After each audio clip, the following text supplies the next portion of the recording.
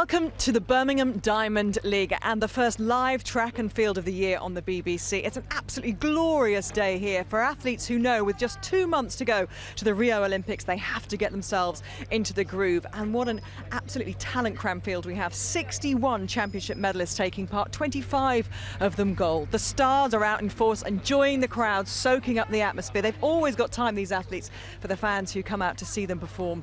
But we're very much now on the road to Rio. Your sunshine, your sunshine, your sunshine, shining now. You're so never so high, you feel love with a joy. Won the gold medal, Christina Hargreaves is the world champion again. I just want you to know, Alan Jamili, it's gold for Great Britain. David Rudisha, he's going to win the world title. Take all my pain away. Keeping a foot on the pedal and racing away. Daphne Skippers, who's going to get the gold medal? It's going to be Daphne Skippers! Who's that house, baby? Kamali James is going to take Olympic gold, his nation's first ever. Bob Barrett, he's sprinting for gold. He's running for greatness.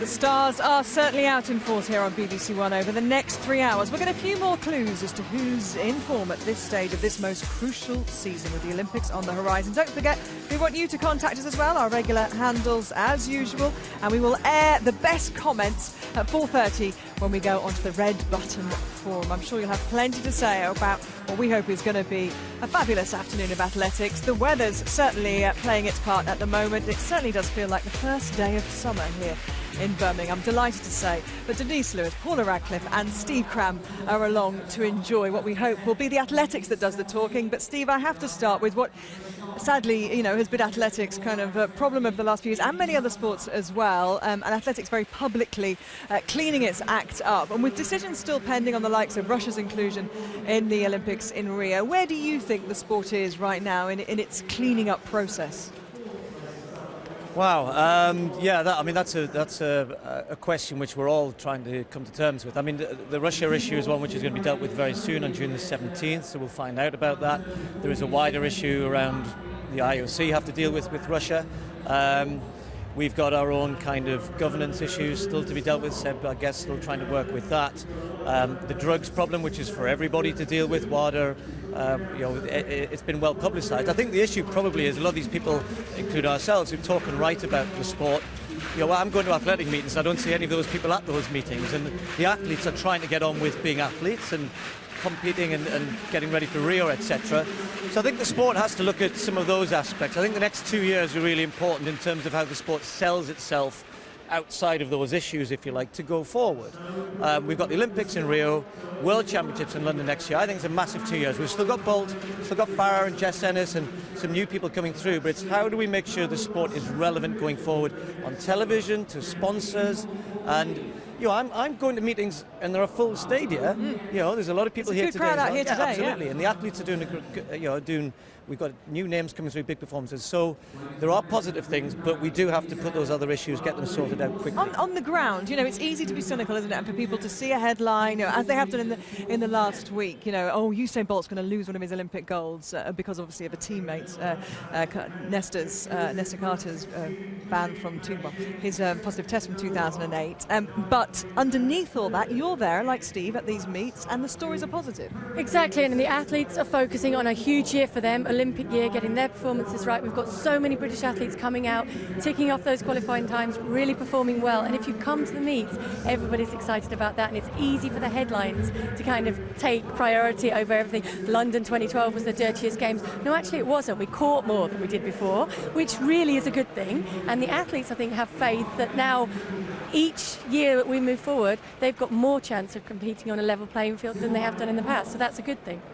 Of course, performances are what we want to focus on today, and Greg Rutherford is someone who's already put in a good performance this year, equaling his jump from London that won him Olympic gold. And we know, as we've seen over the last 4 years, that this man can pull out the big jump where it counts, when it counts. That's why he's got all the global titles available to him at the moment. I think it's true. You know, Greg prides himself at peaking at the right time, preparing himself for the big championships. You know, we saw him compete in Rome at the Diamond League, where he's now on the runway, and he jumped a staggering 8 meters 31, beating, you know, one of his sort of rivals in Marcus Goodwin from USA, who has jumped further than him this year. But Greg seems to just do what he does. He's got confidence. He's always quick on the runway, and I think for him this year, it really is about that fine-tuning. He's spending much more time with his coach, Dan Pfaff, in America, looking at the best way he can hone that technique. A year ago, and I can't believe it is a year ago, it was a terrible moment for Adam Jamili when he pulled up with that hamstring injury, which has effectively kept him out for a full season. He's back today. He's competed once on 100 metres on the track this season, missing out on a World Championships last year. And it's all been very quiet, hasn't it, his rehabilitation? I've been looking at information about him, wondering how he was getting on. Do you know what kind of shape he's in?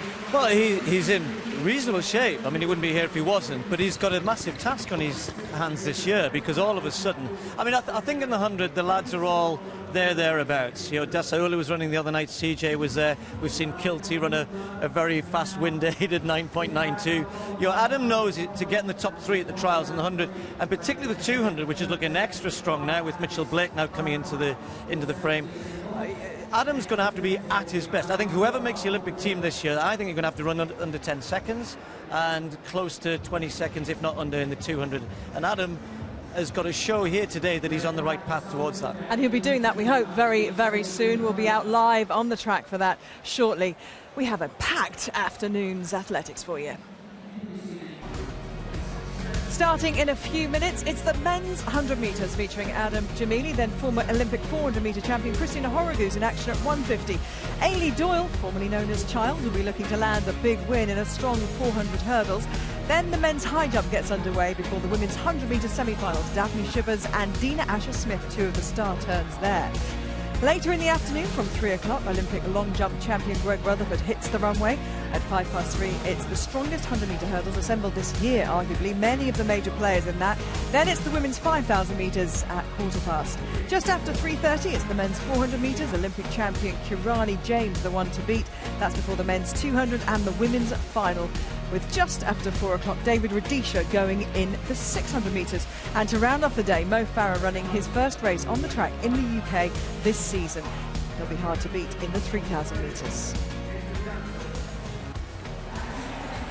Well, it's a good sight to see out there, isn't it? Adam Jamili ready to line up and compete in the UK over 100 metres for the first time in a year. It's a strong field. He's not going to have it all his own way, though, as Colin and Andrew Cotter will tell you. Good afternoon, Colin Jackson, Andrew Cotter. Good afternoon, and a beautiful afternoon it is. A bit cloudy this morning, caught a few of us out, but looking down on the Alexander Stadium in the northeast of Birmingham, we are set fair for the 100 metres as well. A couple of dropouts, Richard Kilty ill, and we had Trayvon Bromell, a very late call-off for the hamstring problem, but it's still a very strong lineup, and intriguing to see how Adam Jamili gets on. CJ Uja in there, and Kim Collins flying at 40.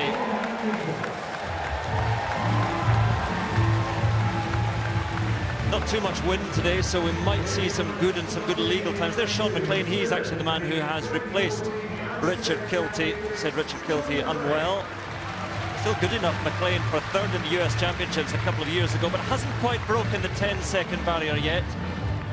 Aaron Brown from Canada, slightly better over 200 perhaps than 100. Finished 2nd in Rome on Thursday over the longer sprint.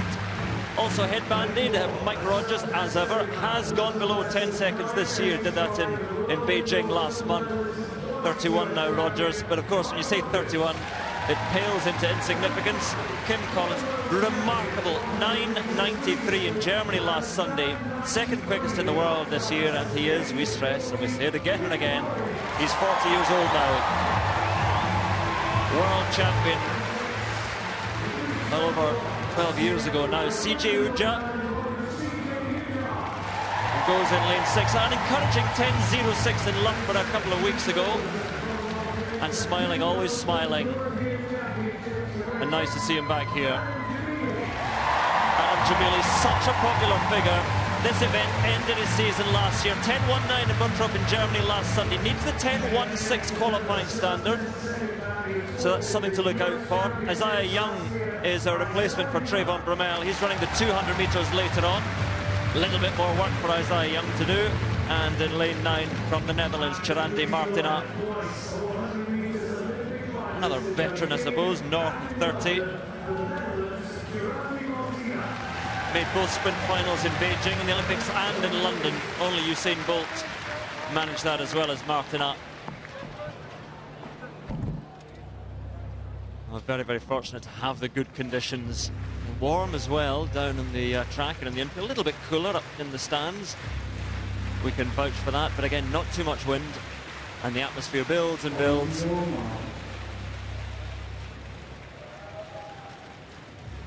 So Uja and Jamili together in lanes 6 and 7. And again, remember that qualifying standard for British Olympic qualification, that's 10.16. Jamili just outside that recently. So McLean in 2, Aaron Brown in 3, Mike Rogers goes in 4, Kim Collins in 5, CJ Uja in 6, Adam Jamili in 7, Isaiah Young in 8, and Chirandi Martina goes in lane 9.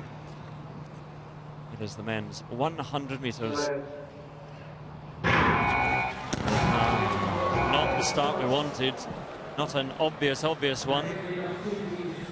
Everyone in the commentary box is having a little think about that. So somebody in there is very nervous. Isaiah Young feeling his hamstring a bit.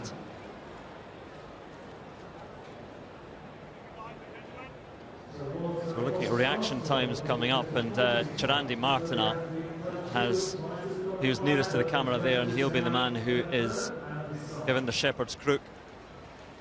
His reaction time 0.070. Anything below 0.1 is officially a false start. So Martina, anxious furrowing of the brow. Generally they would know.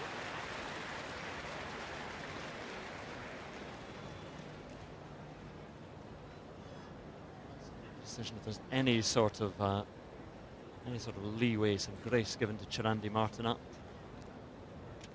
He's just looking busy. Everyone's looking across. The final decision is... Sorry, Chirandi.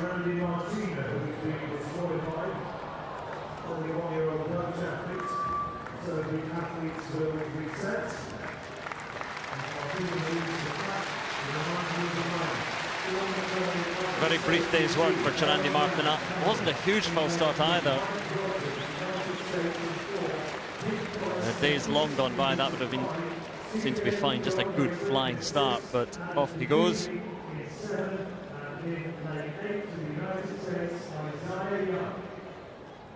But as we can confirm in our time, 0.070 at reaction time.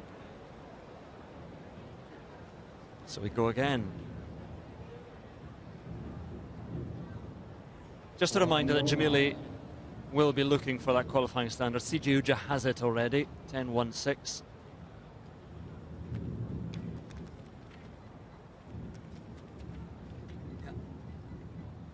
So we're down to 7, Sean McLean, Aaron Brown, Mike Rogers, Kim Collins, then these two, CJ Uja and Adam Jamili, and Isaiah Young now on the outside.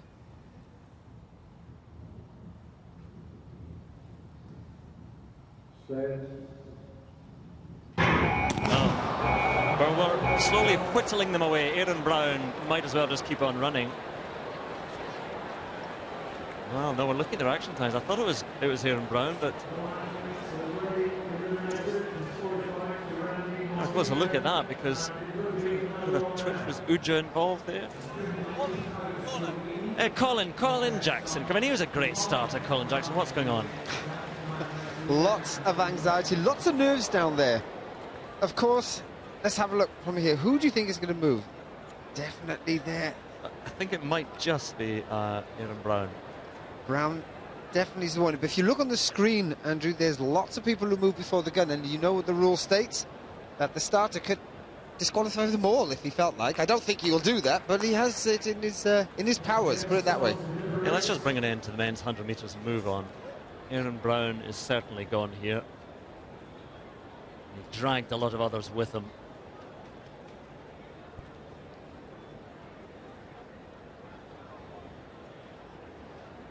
Oh, just really a matter of time before Brown is gone, so slightly behind schedule now.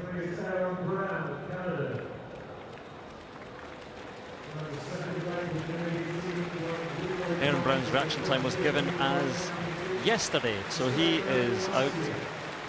So we've lost Aaron Brown, we've lost Chirandi Martina. We've got Sean McLean, Mike Rogers, Kim Collins, Uja, Jamili and Young left. It's sort of musical chairs, this. Who's going to be left?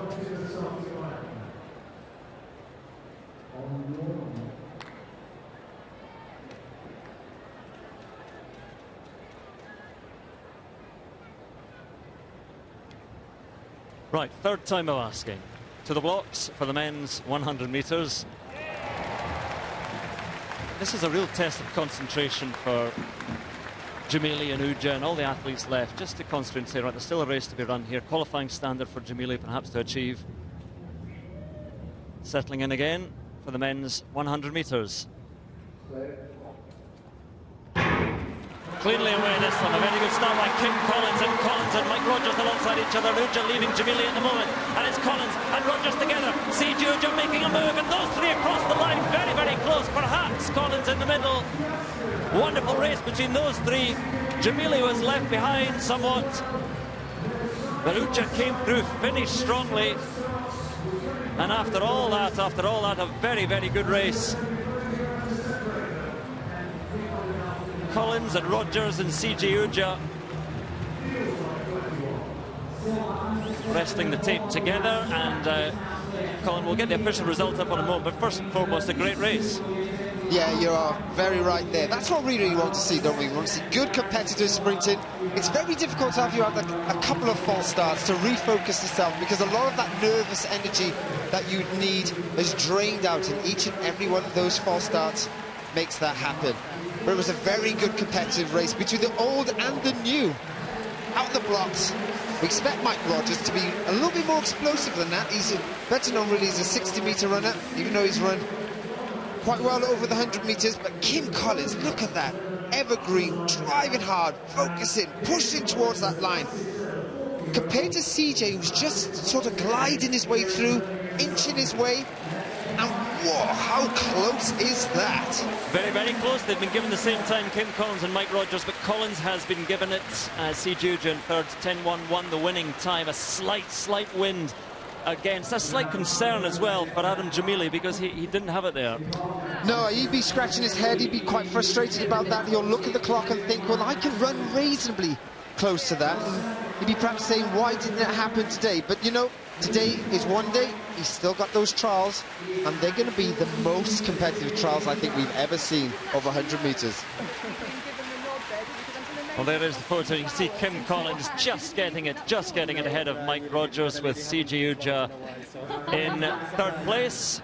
Adam Jamili down in sixth, and both British athletes are down there with Phil. Thanks, Andrew. Well, Kim Collins showing his life in the old dog yet. What about these young pups alongside me? How do you find the race, first of all, CJ? Yeah, it was good, but definitely a bit distracting with all the false starts, but you've got to get used to it, because you know what it's going to be like at the Champs. Yeah, just describe what's it like. How nervous are you when that's happening? Well, you've got to keep your cool, so I don't tend to get nervous. I just get back in the blocks and focus. And in terms of your performance out there, 10-1-2? It's definitely an improvement from Rome, and I'm looking to build on it, but it's early doors anyway. Still trials in 3 weeks. Yeah, this isn't the time to peak necessarily, is it, Adam? But I know you were chasing a time as well, but the trial's still to come? Yeah, I'm on a very different stage of my season to a lot of these guys. My first race was last week. I'm still in quite a heavy block of training, so I'm just lacking that race sharpness. I think I had a bit of a stumble out there today, which is a shame, but I know times here, like from last year I ran well, but I tore my hamstring, so what you do here is what you do at the Champs, so I'm going to get myself ready and yeah, look forward to trials. And good to banish those memories from last year, no doubt. Well, nice, not well. My whatever you do, don't dip. So, I was quite far back, so I was just sort of taking it easy at the end. I was just 10.29, a lot better than that as an athlete, but nothing I can do. It's part of the sport, and we'll progress and move forward. We'll see you back here where it really counts in a few weeks. Can I say a happy special birthday to my auntie, 50 today? Happy birthday to his auntie. Cheers, guys. See you later. Cheers. 50. Kim Collins taking it, 40 years old, 10.11. Mike Rogers, the same time, but just shaded in a thousandth of a second. CJ Uja in third, and Adam Jamili looking ahead to the trials on this track in a few weeks' time.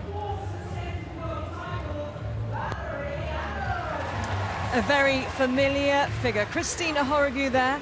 Today at the Birmingham Diamond League, she takes on her major test of the season, her first major test of the season. We know she likes to build things up quite late, Christine, but she is targeting a 4th Olympic Games in her golden career. Christina Horrigue has gone to win the Commonwealth title. Gone for England. Christina Horrigue is perhaps going to get there. Christina Horrigue wins the gold. She is the world champion. Champion becomes the Olympic champion. A sterling effort to get the silver. She's got it! Another gold medal. Christina Horrigue is the world champion again. Well, she's just one of those athletes who knows how to perform on the big stage and paces herself through the season. She manages herself so well. You can tell that by the fact she's heading towards a 4th Olympic Games. And Steve Cram, that managing yourself, when you get over the age of 30 years old, it's just so vital, isn't it? It is, Gabby. I wish I'd done it better than I did. You're right. We were actually chatting about it last night. Someone was asking me how many good performances I'd had in my career over the age of 30. I could count them on one hand. It is about managing your own expectations. It's about your career before sometimes gets in the way. You want to hit those heights, and Christine has hit the highest of heights. And you have to learn to back off a little bit at times. I think Christine is very good at that. Right through her career, she's always managed her seasons very well. Hasn't stressed about not running well early season. But it's getting tougher. And this year we have 3 women in this race for Great Britain, all of whom could, with Christine, be contending for a place. But overnight, the news is that Emily Diamond in Germany yesterday ran 51.23, throwing herself forward as a real contender. So let's look at the lineup here. We've got DeWitt on the inside. Then Seren Bundy-Davis goes in lane 2, one of the 3 British athletes here. Christine Day, the quickest in the field from Jamaica in lane 3. Christine's in 4. Floria Guay of France is in 5. Aniko Onura, the Liverpool Harrier, is in 6. Gaio of France in 7. And Morgan Mitchell of Australia on the outside. So DeWitt from the Netherlands, 23-year-old. A new personal best this year, 52.5. In Urdigam. Actually, that was in Hengelo, excuse me. Now, Seren Bundy-Davis is just outside the qualification time, and really we should try as we go through this next 2-3 weeks to make people aware that qualification times can go all the way back to May the 1st, 2015, and Seren certainly ran quicker last year than she has so far this year. Christine Day, as I said, quickest in the field, 51.09. May well be part, or will want to be part of the Jamaican 4x4 squad, certainly. And I think for Christine, individual honours will always be at the forefront of her mind, but she is aware as well that Great Britain are developing a new and better 4x400 metre team. Perry Shakes Drayton back to competition today as well, elsewhere. So things looking up for the 4x400 squad, and we'll get an indication today here. Gloria Guay, France won't have a too bad a squad either. Her compatriot is on the outside of Aniko Onura. She's in 6, Gaillard in 7, so Onura with the 2 French women in lanes 5 and 7. And Aniko will be chasing Marie Gaillard here.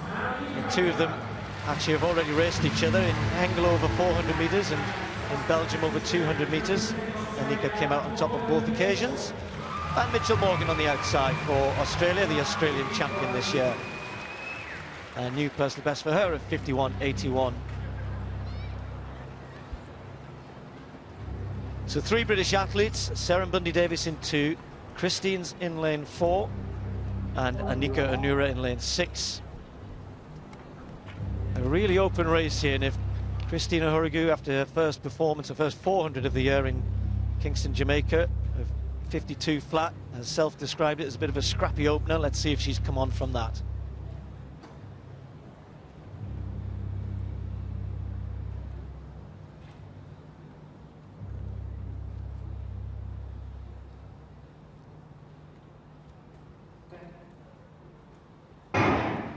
Away cleanly. A lovely day here in Birmingham. It hasn't always been the best of tracks for Christina Hurrigu. And a bit of a breeze down the back straight on their backs.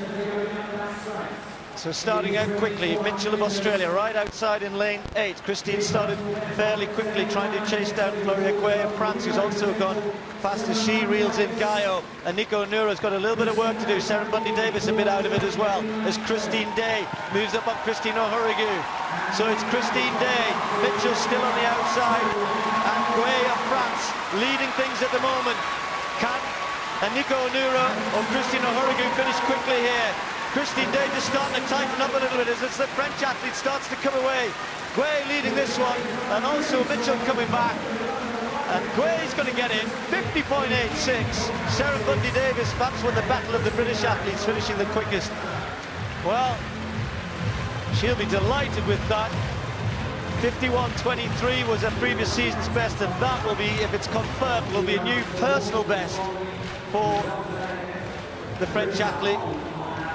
And I think she just judged that well. You know, she had Christina Hurrigu, obviously not the quickest of starters. Anika didn't go that quick, but she was able to run down Anika, and then had a really good bend, came in the home straight with Christine Day, and then when Day started to falter a little bit, on she went.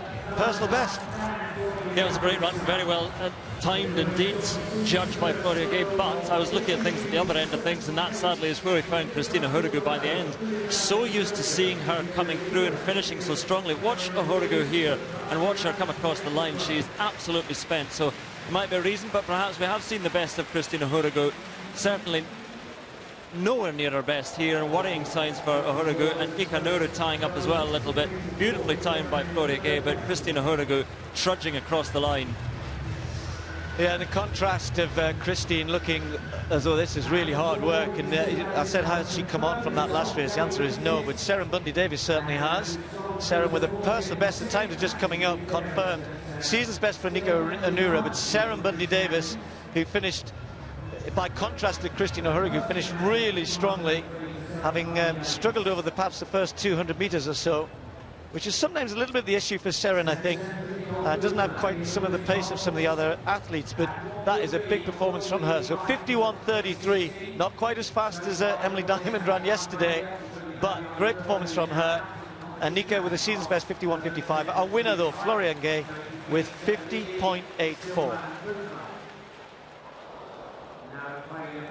Well, Christine and Seren alongside me now, and Christine, disappointment after that race. Awful. I'm not quite sure what went on there, so disappointed not to perform well on your home ground, but it is what it is. I'm not going to panic too much just yet. You said, I think, after your first race in Kingston, it was a bit scrappy. Yeah. How would that one be described? I thought this was better, but obviously isn't, because it's a worse time. So, yeah, I'll go and talk to my coach and we'll pull things apart a little bit. And Seren, for you, a personal best, in contrast of emotions, really? Yeah, I opened up a bit slow this year. I mean, I knew I was in great shape in winter, so I kind of wanted to keep that going. But I went to Ostrava off the back of like a lot of training, so I think I was just a bit tired. But my coach just wanted me to execute the race properly, like I should do. Get the right pace through 200 and feel strong coming into the home straight. So I'm really happy today that I could show I'm in good shape. Well, with Emily Diamond's fine time last night and what you've done, it really bodes well. I know there'll be great things to come from you, Kristen. You peak at the right time. I know. I'm trying not to panic too much just yet. Thanks for talking to us, both of you. Thank you. Thank you. So out already ahead of the women's 400-metre hurdles is Ailey Doyle. Of course, we knew her until last year as Ailey Child. She got married last October to sprinter Brian Doyle, and she has a real chance of a medal in Rio. She's shown impressive form already this season. We're going to take a closer look at what she's done to her running over the last 12 months with Di Green. First of all, Di, welcome. How are you? What kind of shape are you in? Yeah, I'm in good shape. I am at the moment. I had a niggle a few weeks ago, but that seems to have cleared up, and I'm hoping to race and start my season off next week. But you're using your expertise and your expert eye for us to have a little look at Ailey. So show me what you've seen. Yes, that's right.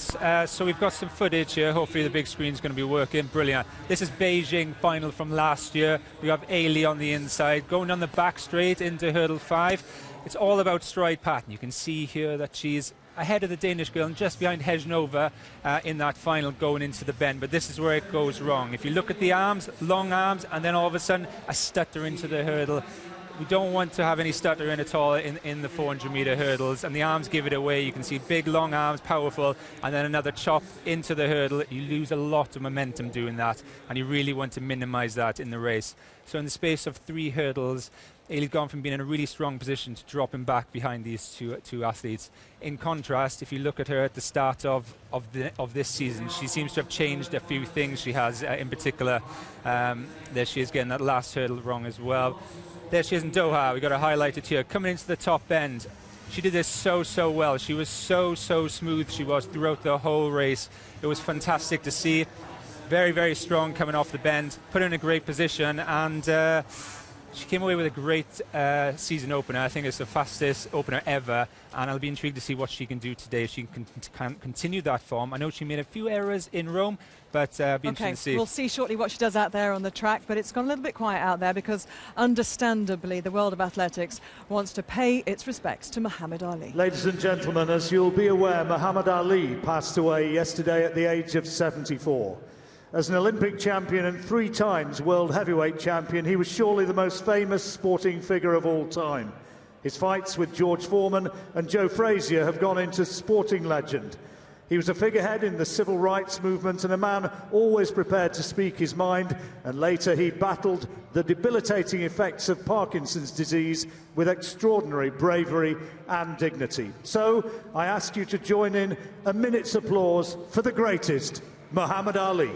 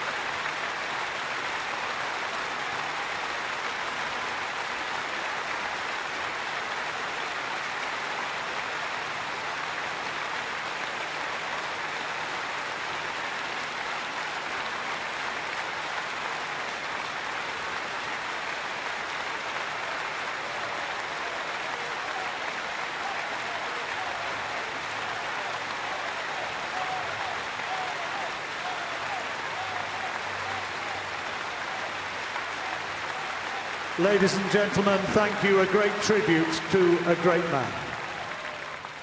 A hero to so many people around the world. He transcended not just his own sport, but sport. And you hear so many sportswomen, men and women, citing him as an example and a role model. Let's head now down to the track for the 400-metre hurdles and your commentary team of Steve Cram and Colin Jackson. Thanks, Gabby. And yes, a great reception there for Muhammad Ali, including the athletes as well who are ready for this race. Denisa Rosalova, Khalees Spencer, Delilah Muhammad of the United States, Cassandra Tate, Ailey Doyle, Adekoya of Bahrain, Malin, and then Linkovitz of Poland.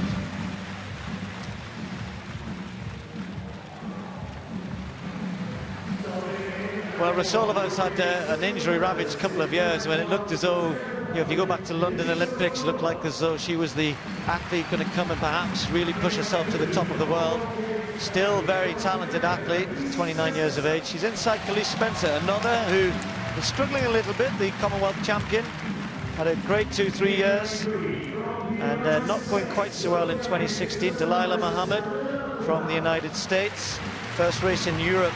Has run 54.64. Now, Cassandra Tate, bronze medalist in Beijing last year, ran the other night. We had a 400-metre hurdle race in the Diamond League in Rome on Thursday night.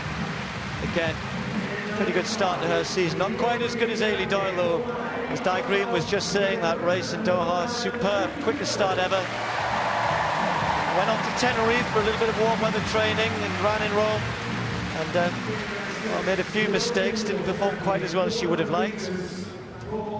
Surprise winner of the indoor flat championships, Adekoya of Bahrain in lane 6. Shocking performance, I have to say that, no other word for it, for Georgianne Moline in Rome the other night. We'll put it down to jet lag because she was the fastest in the world and had been billed highly going into that race. She's in lane 7 today. Linkiewicz of Poland on the outside. Well, Moline was beaten by, and all the others, by Geneve Russell, I think, who was in the lane outside Ailey Child the other night. Ailey Child this time. It's Ailey Child, see, I'm doing it again, aren't I? Ailey Doyle has got Adekoya outside her, who didn't run quite so well. I'm just wondering whether this lane, there's been a change, because Moline initially was in lane 4, and Moline, Tate would have been in lane 7, but now Tate is inside Ailey Doyle.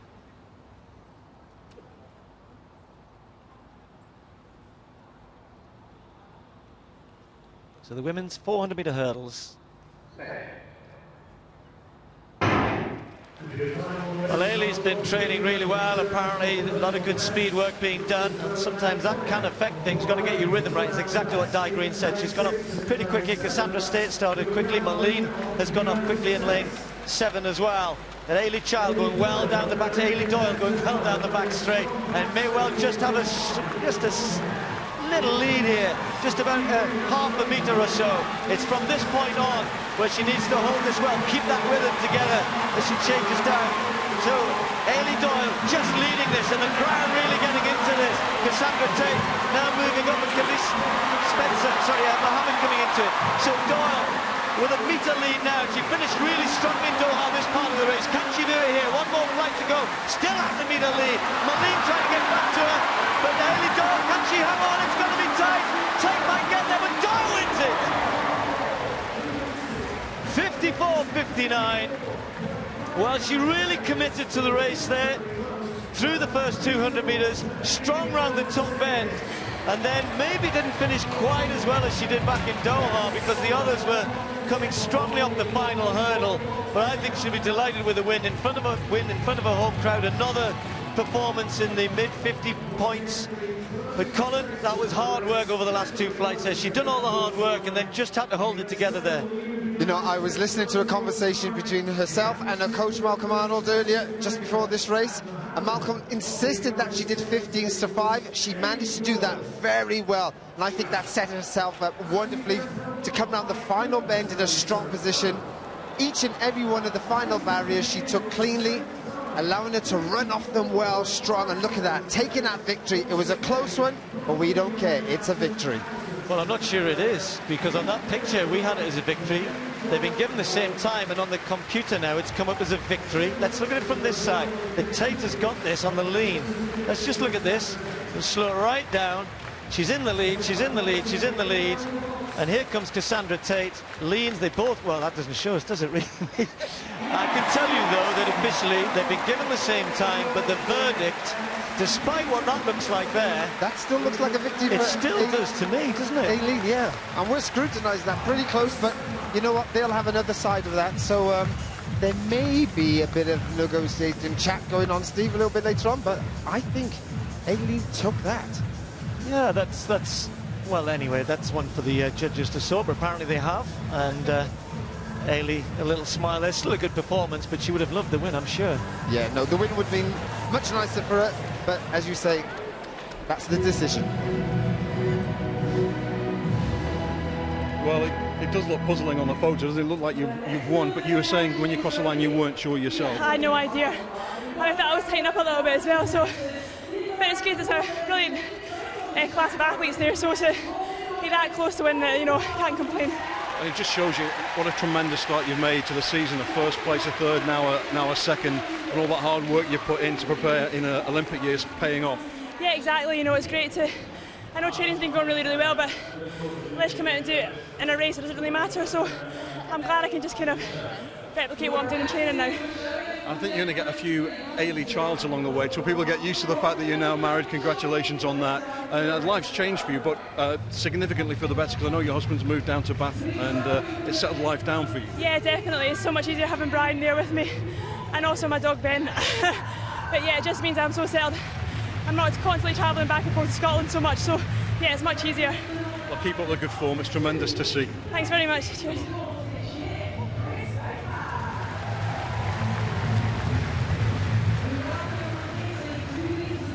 So confirmation then, not what we thought, but that's what's been decided. 54.57, the time for both of the athletes. Malene much better than the other night, 54.63, almost got there in the end. So Ailey having to settle for second place.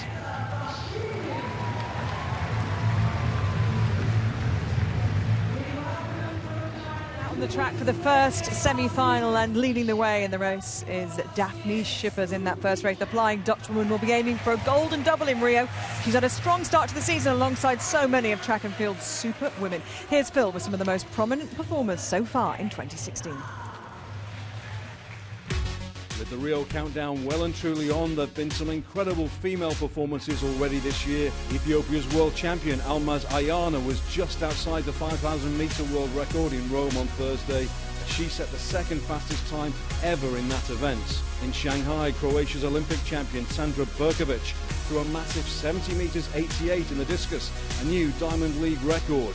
Last week in Eugene, Bahrain's Ruth Jabet became only the second woman in history to run under 9 minutes in the 3,000 metre steeplechase. One of the most impressive track athletes so far this year is South Africa's Caster Semenya, who raced to a world-leading 1 minute 56.64 in the 800 metres in Rabat a fortnight ago, a time she equalled in Rome with another impressive display. In sprinting and hurdling, the USA are once again leading the way. Kendra Harrison scorched the second fastest time ever in the women's 100 metre hurdles. And in the 100 and 200, honours have gone to Tori Bowie, who's the fastest in both events, although the Netherlands' Daphne Schippers isn't far behind. The battle between Bowie and Schippers will be one to watch come Rio.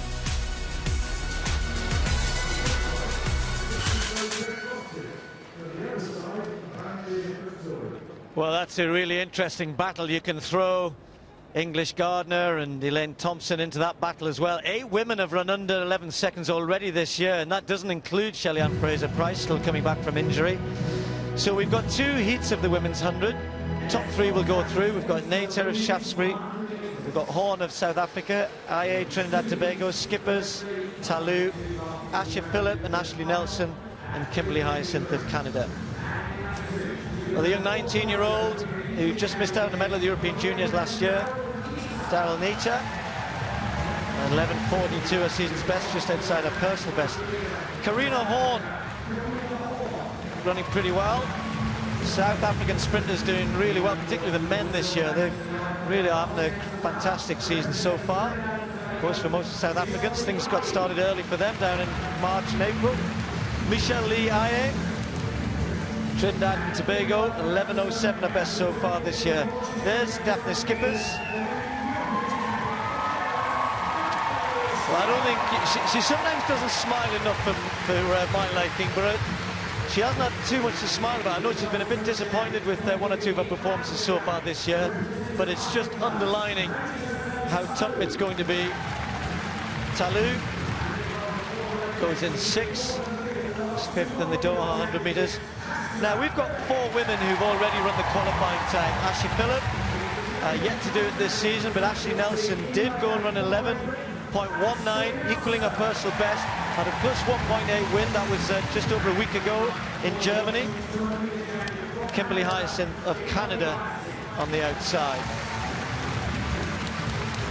So you need to finish in the top 3 or be one of the 2 fastest losers from the 2 heats to go through to the final, which is a little later on at just before 4 o'clock. So Skippers in 5, and a real opportunity here for Asher Phillip and Ashley Nelson to, I was going to say post a time. The wind is not helping today. There's a little breeze into their faces in the home straight here. I think the men's was a minus 0.8.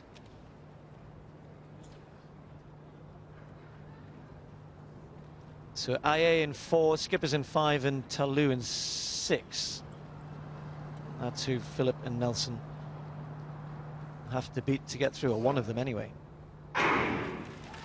Skippers away pretty well. IA always good out of the blocks. Karina Horn started quickly, and Ashley Nelson going best of the British athletes, and Ashley Nelson is chasing Daphne Skippers home here. Daphne Skippers is going to win it from Ashley Nelson into a minus 3.1 when the wind really did get up. Said the times might not happen here, but as expected, Skippers goes through, but Ashley Nelson looking really good, really strong there.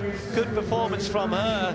Never as quick out of the blocks, but the second half of her race was pretty impressive there. Well, you say Ashley Nelson ran well. She absolutely did. I always thought it was going to be potentially a tough race for the Brits, with only those first 3 getting through and the 2 fastest. But all eyes on Skippers there in lane 5. She has been working on her starts. We know it has been weak for her, but looking very, very easy here, right in the centre of our screen. Beautiful, relaxed running. Job done for her. Moves nicely through to that final later on today.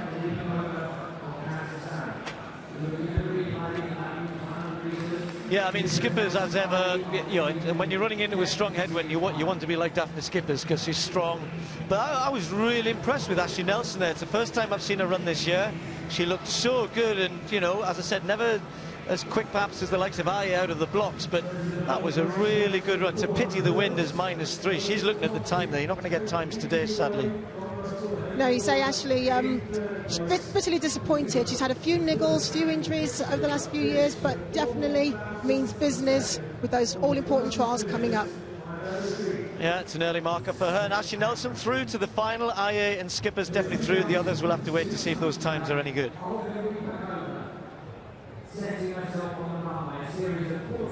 Was a host of great field events here at the Alexander Stadium this afternoon. Women's shot put, Tia Brooks having a really good season so far. Well, did she save that? Well, it's below 20 metres. That's the golden mark. Tia Brooks, season's best, is her lifetime best, 1948. She waits for that to be measured. 1937, I can give you that distance. But it's the comeback trail for this, one of the most successful athletes across athletics. Well, I was hoping to see her throw in excess of 20 metres for Valerie Adams of the New Zealand there. Season's best for the 31-year-old. Oh, that throw of Adams was 1932. As we see, look back at the javelin throw. The women's event started early. It was the first event to start this afternoon. Britain's Goldie Sayers there. Look out for her. Molitor, Katharina, the surprise world champion. So this is Goldie in the first round. She had a busy couple of weeks. Chat of a potential retrospective Olympic medal back in 2008. Well, short on the base there. The left foot never got ahead of her, but I mean, it had no width for that, so that's below 60 metres, just over 55 metres in fact. Disappointment in that first round. Palamaika of Latvia in round 1, having a really good season so far. The tall Latvian, just around 6 feet tall, uses her levers very well. Slight tailwind, really good conditions for javelin throwing. And look at that, just shy of a world lead. Palamaika. Catherine Mitchell, coached by the great Uwe Hone, the only man ever to have thrown it beyond 100 metres back in the 80s. Mitchell, the Australian, powerful. Well, that was up and down quickly. A throw in excess of 60 metres for her. Palamaika round 5. That throw in the first round was 65.06, and round 5 was better again. She really got onto this. Another throw in excess of 65 metres in the groove. So Kalamaker there improved to 65-68.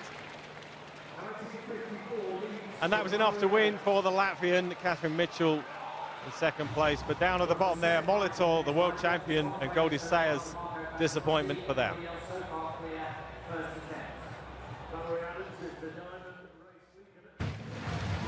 Well, another great field event under the big stand in the home straight is the women's triple jump. Rubakova, the Olympic champion from 2012, in the last round. She's in second place. Well, Bargren is in the lead, courtesy of her third round lead for 14.56. Rubakova there. Well, this could be a big upset for the Colombian Bargren. 34 consecutive victories she's had. Rubakova, Kazakhstan, became the first Kazakh to win an Olympic medal back in 2012. This would be a great confidence booster ahead of the Rio Olympics, because it's going to threaten, indeed it has. 14.61, a big season's best for Rubakova. Takes the lead. Second heat of the women's 100 metres, or Heat B as they're officially calling it, and two bright young British talents here. Qualification though will be tricky for Desiree Henry and Dina Asher-Smith. 3 go through automatically. 3 in the lineup here of faster times than them this year in Facey Gardner and Bartoletta. However, having said that, that was a strong wind into the faces in the first heat, so if they get slightly less than that, it will certainly help. Jamila Samuel of the Netherlands was an outstanding junior, but hasn't quite kicked on from there to great success in the senior rank. She and Jodie Williams were the big junior talents together. Speaking of young talent, still just 19, Eva Svoboda of Poland, outstanding over 60 metres. A new personal best of 100 down to 11.18. There's Simone Facey of Jamaica, oldest in this heat at 31, but ran 11 seconds dead in Gainesville in Florida at the end of April. And only Tori Bowie has a quicker time than this woman this year. 10.81 for Gardner in Eugene just over a week ago, 10.92 in Rome. And Tiana Bartoletta alongside her, twice the world long jump champion, ran 10.94 behind Gardner in Eugene. And there will be a warm welcome for the women in lane 7. Just finished her second-year exams at King's College in London. Ran 11.22 in Italy last Sunday, Dina Asher-Smith. And alongside her, and perhaps just sneaking out of the shadows of Asher-Smith now, both 20. But ran 11.06 in California in April to go third in the UK all-time list. And outside Desiree Henry is Zine Okpariebo of Norway.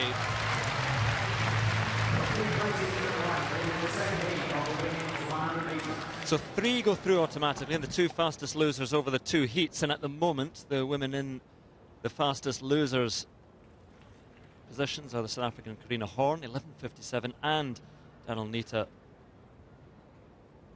the British sprinter, 11.60.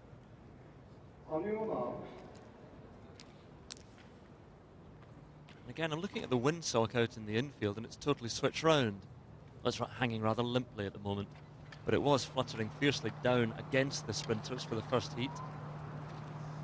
Switching around, but a minus 3.1 metre a second wind in the first heat. So Samuel, Svoboda, Facey, Gardner, Bartoletta, Asher-Smith, Henry and Okpariebo. Second heat of the women's 100. Set. Cleanly away.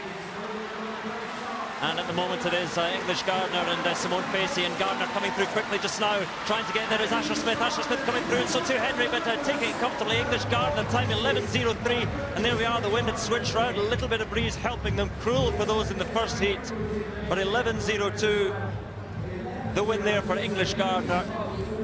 Slightly down on her flying times this season, but enough to move through comfortably to the final, and very close behind her for the 3 automatic qualifiers. Just looking down at her computer to see who came through there, but it wasn't quite in the legs of Asher-Smith, but Desiree Henry was finishing rather stronger. So near enough perfect conditions there. Denise Lewis and English Gardner coming to the fore again.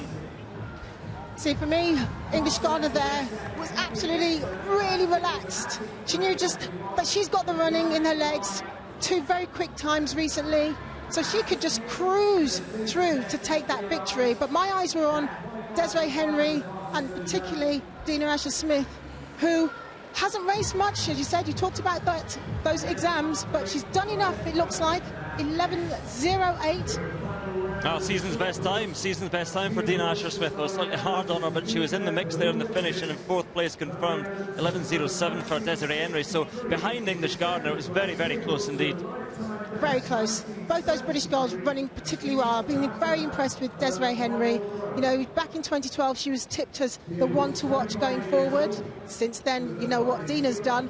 But showing her pedigree, training well, training with skippers out in the Netherlands, using her to good effect. But great run from those 2 British girls. No, very, very quick times in across the field, really, in that second heat. And again, a little bit of the luck of the draw there with the wind switching round. So the 2 fastest qualifiers certainly coming from there. So Dina Asher-Smith will be in the final, and the Jamaican Simone Facey as well. But English Gardner 11.02 winning it, and the season's best time for Dina Asher-Smith, just behind Desiree Henry. So here are the qualifiers for that final, which is just before 4 o'clock. And again, the fastest losers coming from that second heat, and that is how they will line up. Daphne Skippers again running into that headwind, so that's well, Kevin, that's not quite. It's not, Andrew, but there are 3 British women into that 100-metre final, which I think is really testimony to how things are going. So we'll bring that to you shortly. Back in the field, though. Well, the rule change in the field events, meaning that only the top 4 get 3 further jumps, has been heavily criticised. But I tell you what, it has showcased this final round of the women's triple, because Ibarguen has been pushed back into 2nd place by that big jump of Rupakova. Ibarguen, unbeaten in 4 years.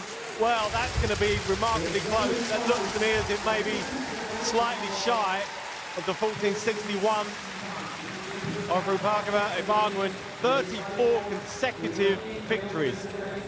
She's been incredibly robust, but look, she's cost herself a valuable 15 or 20 centimetres by being behind the board there. A jump in excess of 14 metres. She needs 14.61 to wrestle the lead back off from the Kazakhstan athlete. Ibarguen, the double world champion. Rupakova, the Olympic champion. Ibarguen looks like she knows. Well, it's 14.53. It's not enough. It means Ibarguen is beaten for the first time in 4 years.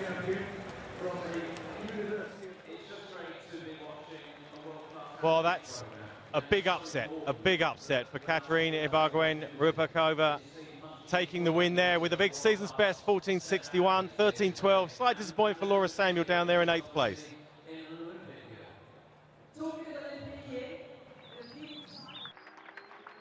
And if you've been inspired by the runners here today, why not start small by downloading the Couch to 5K app using the BBC's Make Your Move website. In just 9 weeks, with a mixture of walking and jogging, you can build up to running 5K 3 times a week. You can even choose a famous face to help you, like Michael Johnson, Sarah Millican, Sanjeev Kohli, or even me, Joe Wiley. Go on, give it a go. Welcome to week 1 of the Couch to 5K plan.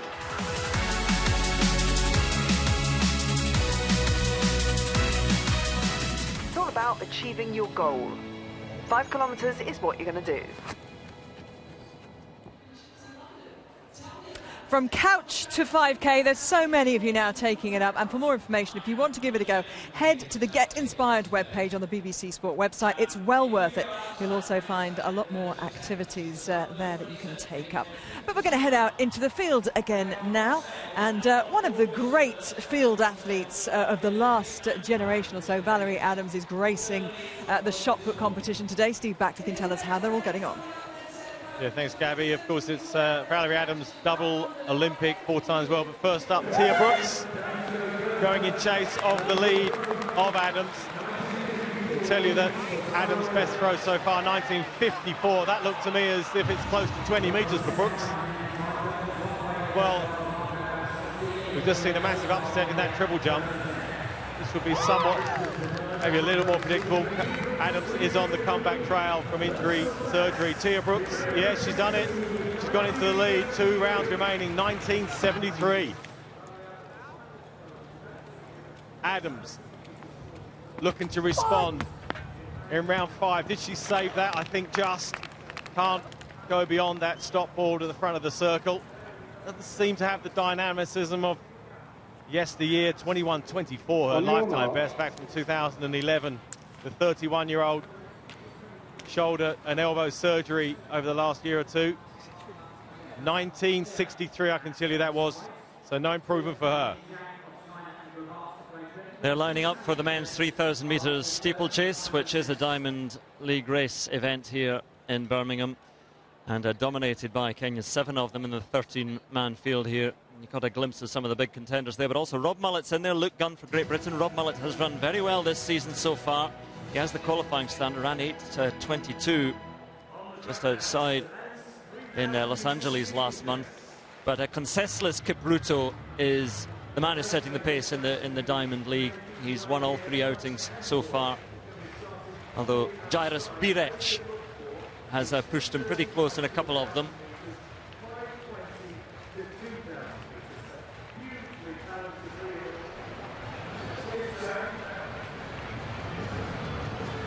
Kipsang, a pacemaker, but Conceslas Kipruto is unbeaten in the 3 races this season. With each win he's done a world-leading time. There's Jairus Birech, who fell in Rome. Little wave to the crowd from him. Actually fell approaching a barrier down the back straight. It's 200 metres or so from home. And Paul Coach, who's 3rd in Rome behind those 2. And Chris Winter, the Canadian, and Brian Taleb of Morocco. There's Rob Mullet, the Lewis athlete, wearing their vest, and Luke Gunn still needs that qualifying standard. Christian Zalewski, the European silver medalist a couple of years ago. Might be close between Zalewski and perhaps Rob Mullet. They could have a good race in there. Certainly it's going to be dominated by the Kenyan athletes, in particular Conceslas Kipruto will be very, very hard to beat. Look out also for Brimin Kipruto, no relation, the Olympic champion in Beijing. He's down on his best though, but a man who came very close to the world record back in 2011 in Monte Carlo. But Conceslas Kipruto on the outside there.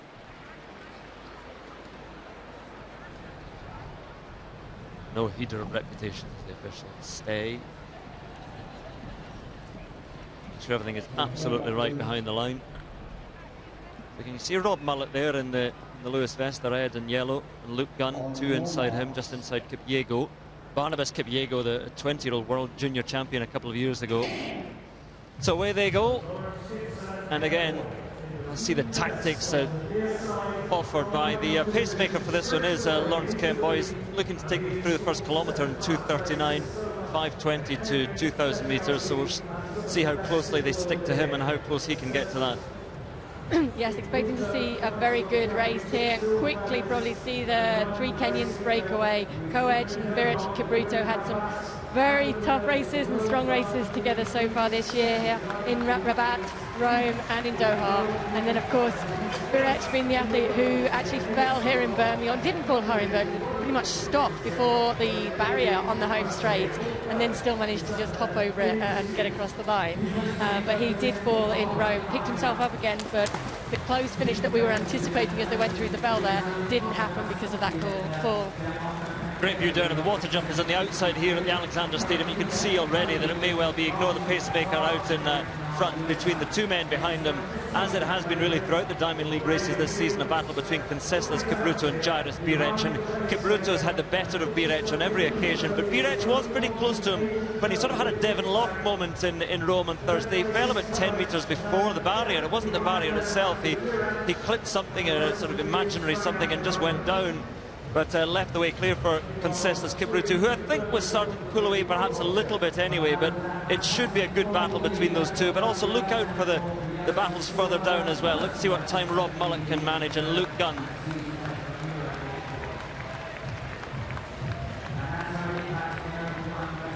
Well, the very final stages of this women's shot put. 1963, the best of Valerie Adams, exactly 10 centimetres shy of the lead of Tia Brooks, and that's another throw close to 20 metres.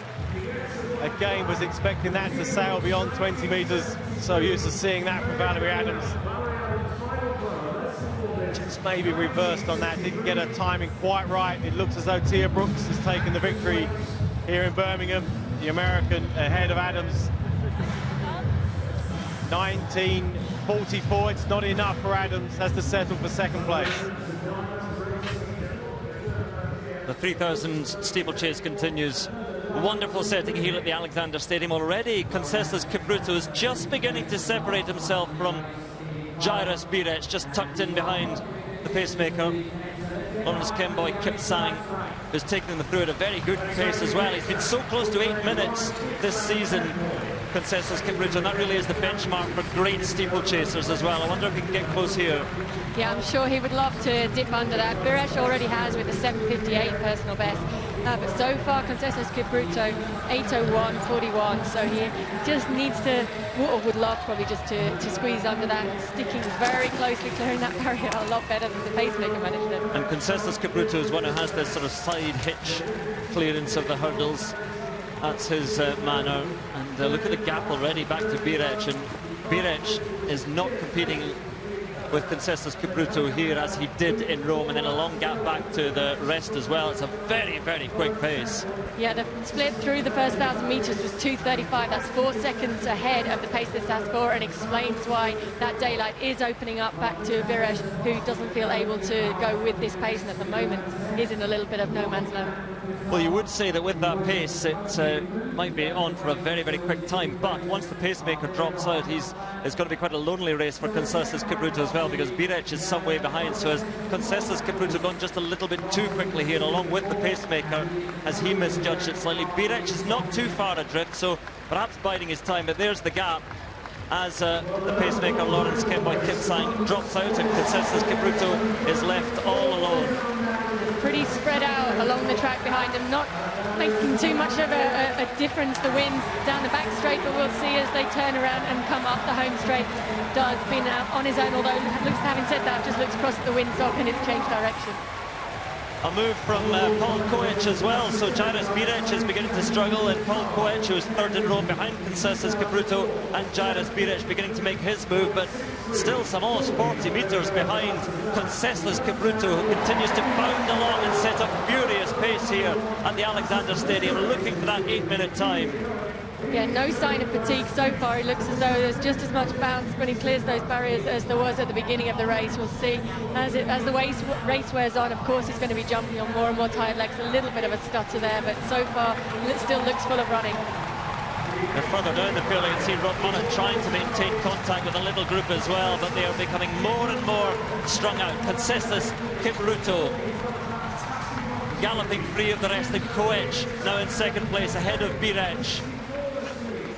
I think just been past a few notes there by Steve saying that 70-second long laps, because of course they run over the barrier on the further side of each lap, would bring him well under 8 minutes, probably in around about 7:56, but it basically needs to run a fast but not overly fast last kilometre to bring him in under that 8-minute clocking. Little skipping clearance of the barrier. What a brutal pace Concestas Kipruto is setting here down the home straight with 2 laps to go here, and look at the gap back to world-class steeplechasers in Koech Kipyego. Birec is burnt out and drifting back down into 4th place now, but it's really all about Concestas Kipruto and what time he can set here in this stadium. And certainly he is maintaining the pace that he needs to do to go under that 8 minutes. It will be a little bit difficult for these athletes to actually judge the times that needed, because it's not obviously 400-metre laps, and they will have to work that out in their heads differently to be running an outside steeplechase to an inside steeplechase. But all he needs to really focus on doing is just keep maintaining his form and maintaining his rhythm now over the last 600 metres. The gap is certainly not opening anymore. Perhaps that burning pace is beginning to take its toll now. Into the water he goes. 500 metres or so remaining. And what a pace he has set. The UK all-comers record is 8:06.86. He's certainly going to beat that, you'd think, Brimon Kipruto with that. But Brimon Kipruto, is one of those strung out down this track by Concestas Kipruto. who continues to power his way forward. He has beaten everyone in the 3,000 metre steeplechase this season in the Diamond League.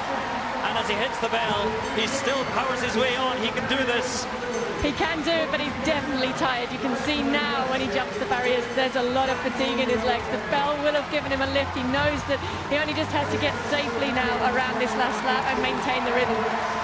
That easy style and that relaxed face becomes a bit of a grimace, but still he's loping on. Koech is nearest, just a little bit of a stutter into the barrier there. Tired legs and the lactic filling them as he tries to maintain that pace, puffing out the cheeks and blowing hard now. Concessus Kipruto rolled on by the Alexander Stadium crowd.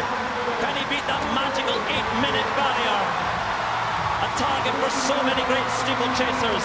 His personal best, 8:01.16, but he wants better than that.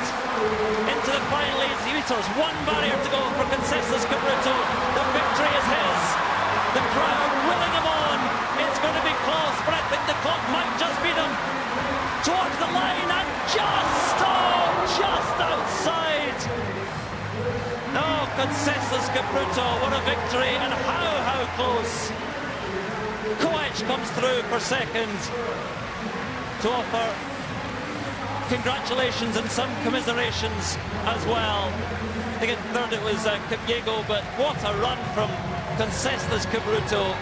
But even the greatest feel it in the end when they've given so much, and that was a brutal pace, and it caught up with them in the end. But what a time though, a world-leading time, a meeting record, a UK all-comers record, and just outside that magical 8-minute mark. Yeah, and I think it's so hard mentally when you come so close to beating it, as he did there. He sees the clock ticking away ahead of him and just wasn't quite able to get there. But he really committed and he really gave it everything in that race. Maybe a little bit too quick with that 2:35 first kilometre, then slowed down to 2:43 and a 2:42 for the next one. So he just wasn't quite able to hold it, and I think it was probably the penultimate lap where he really started to tire and just slipped outside that sub-8-minute clocking. Oh, he was trying. He was trying for that fighting front. The crowd were willing him to it as well, because that's not often a face you see in Concessus Kipruto, such a relaxed runner, but just 1/1200th of a second outside 8 minutes. It is a world lead. It is a meeting record, that UK all-comers record. Not quite, but what a run from Concessus Kipruto in the men's 3,000 metre steeplechase.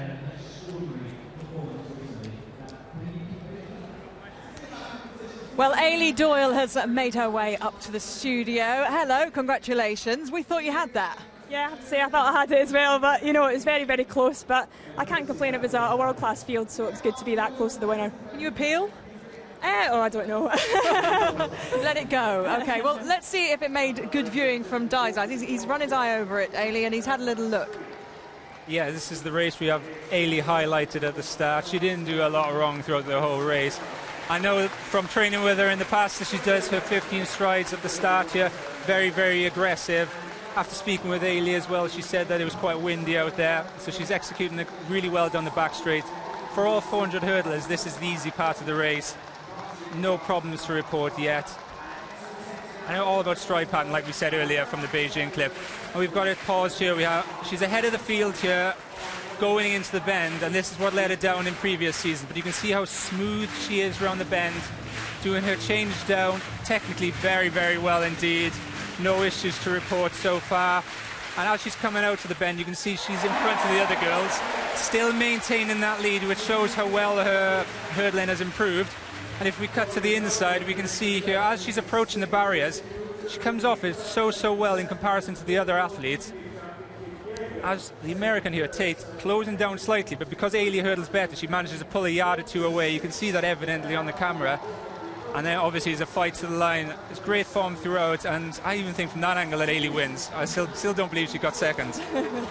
When we were discussing the races before, comparing Beijing and Doha, and Dai particularly focused on that bend, and is that an area that you've worked a lot through the winter on? Yeah, it's been an area we've really been working on. My first 200 always seems to go really well, and I seem to always get out well and be either ahead or up with the rest of the field, but it seems to be the 200 to 300, that bend, where I always seem to lose a bit of ground. So we've been working really hard on that this winter, and we've done a lot more hurdling in the build up to the season starting, and yeah, it's starting to pay off now, I think. So is that just more work altogether, or has something else had to come out of the diary? Because your days are long with all the technical elements and obviously the strength, and you need your speed endurance. Yeah, well, what we've done differently is we've actually dropped one of my gym sessions and added an extra track session. I think that's helped with my speed. And we've also done a lot more hurdling just to kind of balance the speed that I've got now with my rhythm in the hurdles too, and hopefully that is starting to pay off. Do you have any cues that you think about when you're racing at the moment to try and alter that? Yeah, well, at the moment I'm kind of torn between 15 strides to hurdle 5 or hurdle 6. And what I've been doing now is just really working on that back straight, and when I come into hurdle 5, if I'm a little bit behind and having to stretch for the hurdle, then I keep my 15s to hurdle 5, but if I'm on top of hurdle 5, then I carry it that one hurdle further. And it's just been a little bit of experimentation and having a backup plan. I used to always be used to doing the same stride pattern all the time and became quite restricted, but now I've got a couple of backup plans, and that seems to be helping out now as well. 2 months to the date today, to the opening ceremony of the Rio Olympics, 3 weeks to the trials, of course. So how do you manage things going forwards in the next couple of months? Yeah, I mean, it's just about ticking over now. I mean, all the hard work's really been done in the winter, and now it's about just getting racing, getting race sharp, and yeah, just trying to sort of peak at the trials to secure that qualifying, and then go into a little bit more hard training, and then building up towards Rio. Best of luck, Mrs. Doyle. Thank you very much. We're all still getting used to it. I'm sure you are too. I am. Okay, well, obviously Ailey is in fine form, and Phil Jones has been taking a look at those men who've been making their mark so far this season. The men's competition has been hotting up, ready for the Olympic Carnival in Rio later this year. Jamaican sprint hurdler Omar McLeod has the top 4 times in the world this year, including 3 Diamond League wins in Shanghai, Doha and Eugene.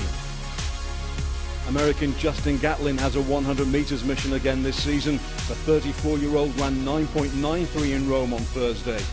But Jamaican sprint legend Usain Bolt clocked 9.98 in Ostrava. Roll on there, Rio Jewel. 400-metre world champion Wade van Niekerk won in Rome 3 days ago, but faces fierce competition from Olympic champion Karani James and American LaShawn Merritt. USA's Christian Taylor was close to breaking Jonathan Edwards' triple jump world record last year and will be hoping to retain his Olympic title in Rio after wins in Doha and Eugene. Egypt's Ihab Abdulrahman threw an impressive 87.37 javelin in Eugene, while Kenya's Jeffrey Kamwora showed he might threaten Mo Farah in Rio with gold at the World Half Marathon Championships in Cardiff in March. Kinsesla's Kipruto has enjoyed a hat-trick of wins this year in the 3,000-metre steeplechase. That included a world-leading time in Rome. And his fellow Kenyan Asbel Kiprop has dominated the men's 1,500 metres, running a world-leading time in Doha. He's still hunting the 18-year-old world record of Hisham El Garouj.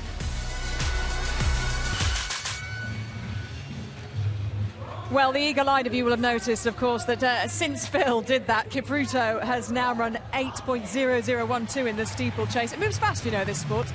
OK, let's head out, though, and get Steve Backley to tell us what's been going on in the high jump. Yeah, an eagerly awaited high jump competition because it's a brilliant field of athletes have been assembled. This is Grabars at 2:26. Oh, yes. How about, wait a second. The bar is off. Robbie's not happy. Well, he didn't seem to hit that bar. The wind has been mentioned, but not enough to dislodge the bar, surely.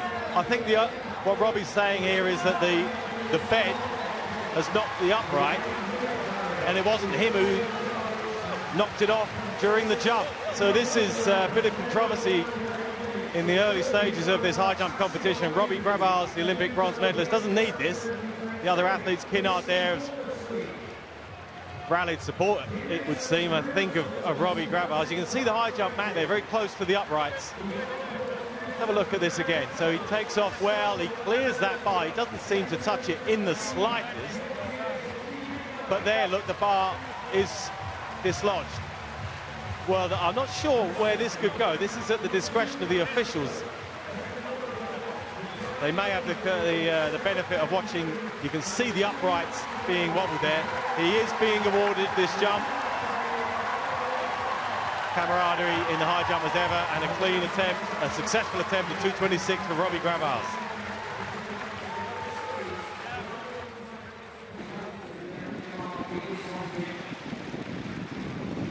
Then Barshim of Qatar, same height. Oh, that's out of to do it. He's looked out of sorts. This year, he is the best in the field on paper. Mutaz Esterbashim, 2:43, the second best ever. Clean sheet so far, though. 2:26, makes it look very easy indeed.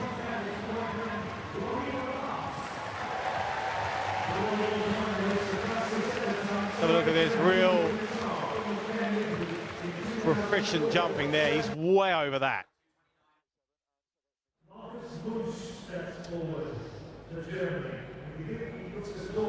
So over on the far side of the track, just beyond where the high jumpers are, the men lining up for the 1500 metres. They've been a little bit late getting out there, actually.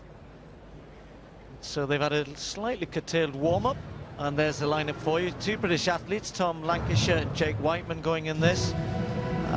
Henrik Ingebrigtsen, one of the best in Europe, along with Peter Jan Hannes. Silas Kiplagat, who will be hoping that he can chase and hang on to his more well-known compatriot Asbel Kiprop.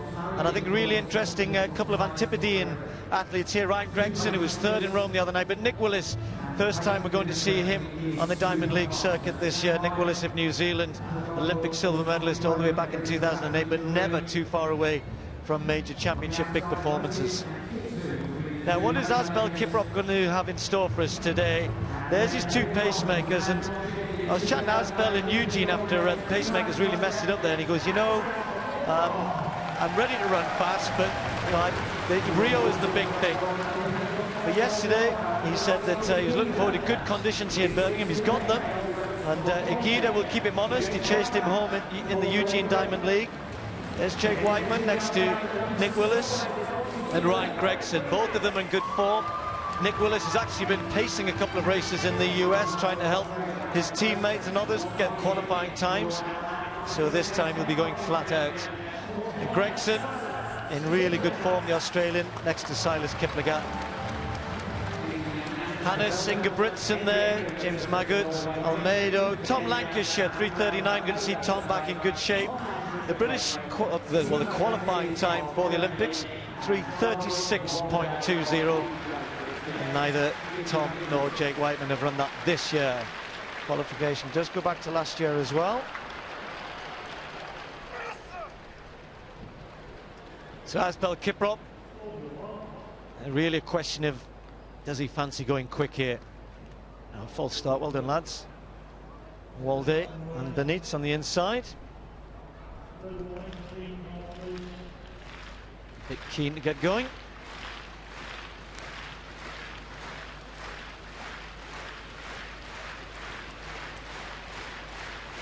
Really good conditions now, just the breeze keeps moving around. It probably changed back to where it was at the beginning, just blowing slightly down the back straight. The pace that's been asked for, theoretically, by Kiprop, 1:51, that's pretty fast. Running through the heat haze, the men's 1500 metres gets underway in Birmingham. And the great Asbel Kiprop will be the one who everybody will just watch to see what he does on these first couple of laps.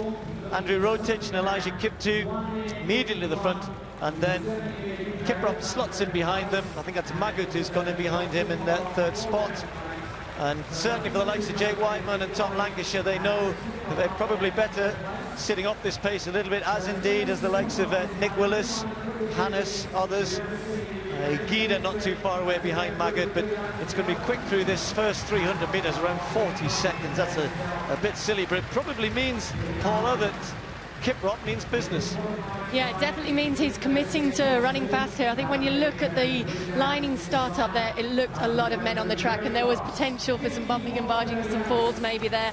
But given the pace that they've gone out, that danger has gone now. They're strung out right down the track behind them, and Kiprop is right on the shoulder of the two pacemakers, almost urging them on. So he's here, ready to commit to this race and ready to try and run fast. 54.38, very fast, so 54.5 for Kiprop. Agida now getting a bit closer, and of course it's difficult. You've got to get out, but then to get out and settle out too much is dangerous. But Agida recognising that he wants to get closer, Silas Kiplagat also, and Magut, they're all well strung out. And then you look all the way back to The rest of the field, including the two British athletes, are a long way behind already. So they're coming around with 800 metres to go. Kiprop now with the two pacemakers and Agida right close, just 2 metres behind him. Yeah, Agida is the one who's really set out his stall here, trying to go with Kiprop, committing to that so that if he falls off the back of that, he will be running on his own, and he will be probably then quickly reeled in by the guys chasing behind him, who are really strung out. There aren't even chasing packs, they're just all fighting to try and stay within touch of Agida now, because I think Kiprop is away down the track. Well, it looks as though Kiprop's interested in a fast time here. 3:32.15, his best this year. Ryan Gregson chasing with the pack, if you like, behind Agida, who's a good 7 or 8 metres behind Kiprop. And Kiprop wants to go past the pacemaker because the pace has just dropped a little bit, but it's still quick. So Kiprop, as he comes around this time to take the bell, Agida miles behind, well, miles ahead of the chasing pack, if you like, and a good 10 metres behind Kiprop now. I don't know if on that lap Agida even maybe made up a little bit on Kiprop, and that's what pushed Kiprop to go around the pacemaker a little bit earlier and forge on ahead, because Agida isn't really going backwards there, and I think the chasing pack now are starting to realise that, and the chase is on, but whether they can make it ground up on him is in doubt.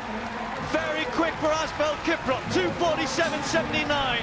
He's relaxed, but you can see he's concentrating. Look at the focus in his eyes. He knows the quick time is on here. Now, can he run a time which not only would be the world lead for him, could be the quickest time that we've ever had in Great Britain.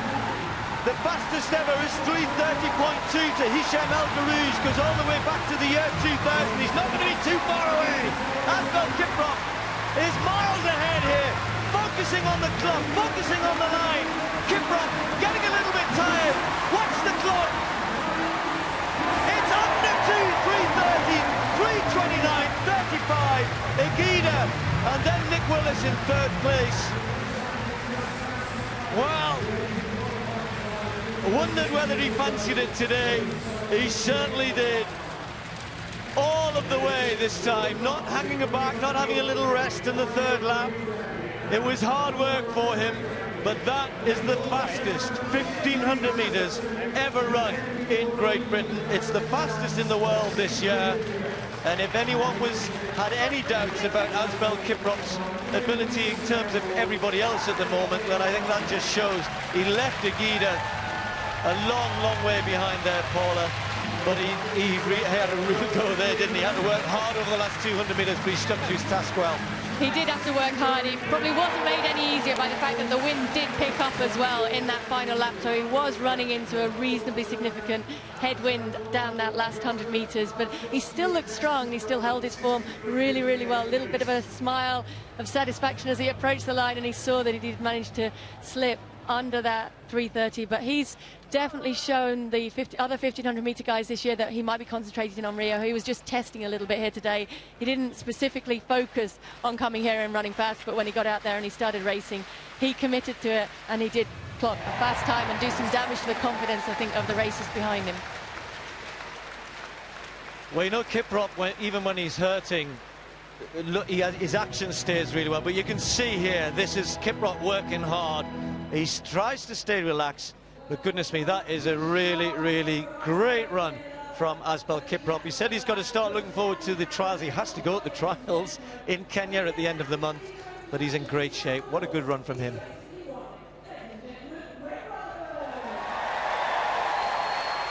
And what a performance from Asbel, the fastest we've ever seen here in Britain. Did you know that was within you today? Well, that was good. I mean, my training has been going on well, and I was preparing to come and run here that fast, and I mean, I executed well. The best makers did their job well. I'm happy that I ran at 3:29 here. I'm excited. I know Steve Cram was talking in commentary about the focus and the determination on your face. Yes, to be honest, I've been training well and putting much focus in the Olympic year, and so I think that we've got a few months to the Olympic Games and looking forward to representing my country well. I know you've won the Olympic title before, but you want to get your hands back on that gold medal you won in 2008. Yes, I'm looking forward to winning live on track and getting the national anthem for Kenya being recited in Rio, and that's my focus for the year. And thank you. Well, congratulations on the fantastic performance today. It's truly stellar. Thank you. Thank you.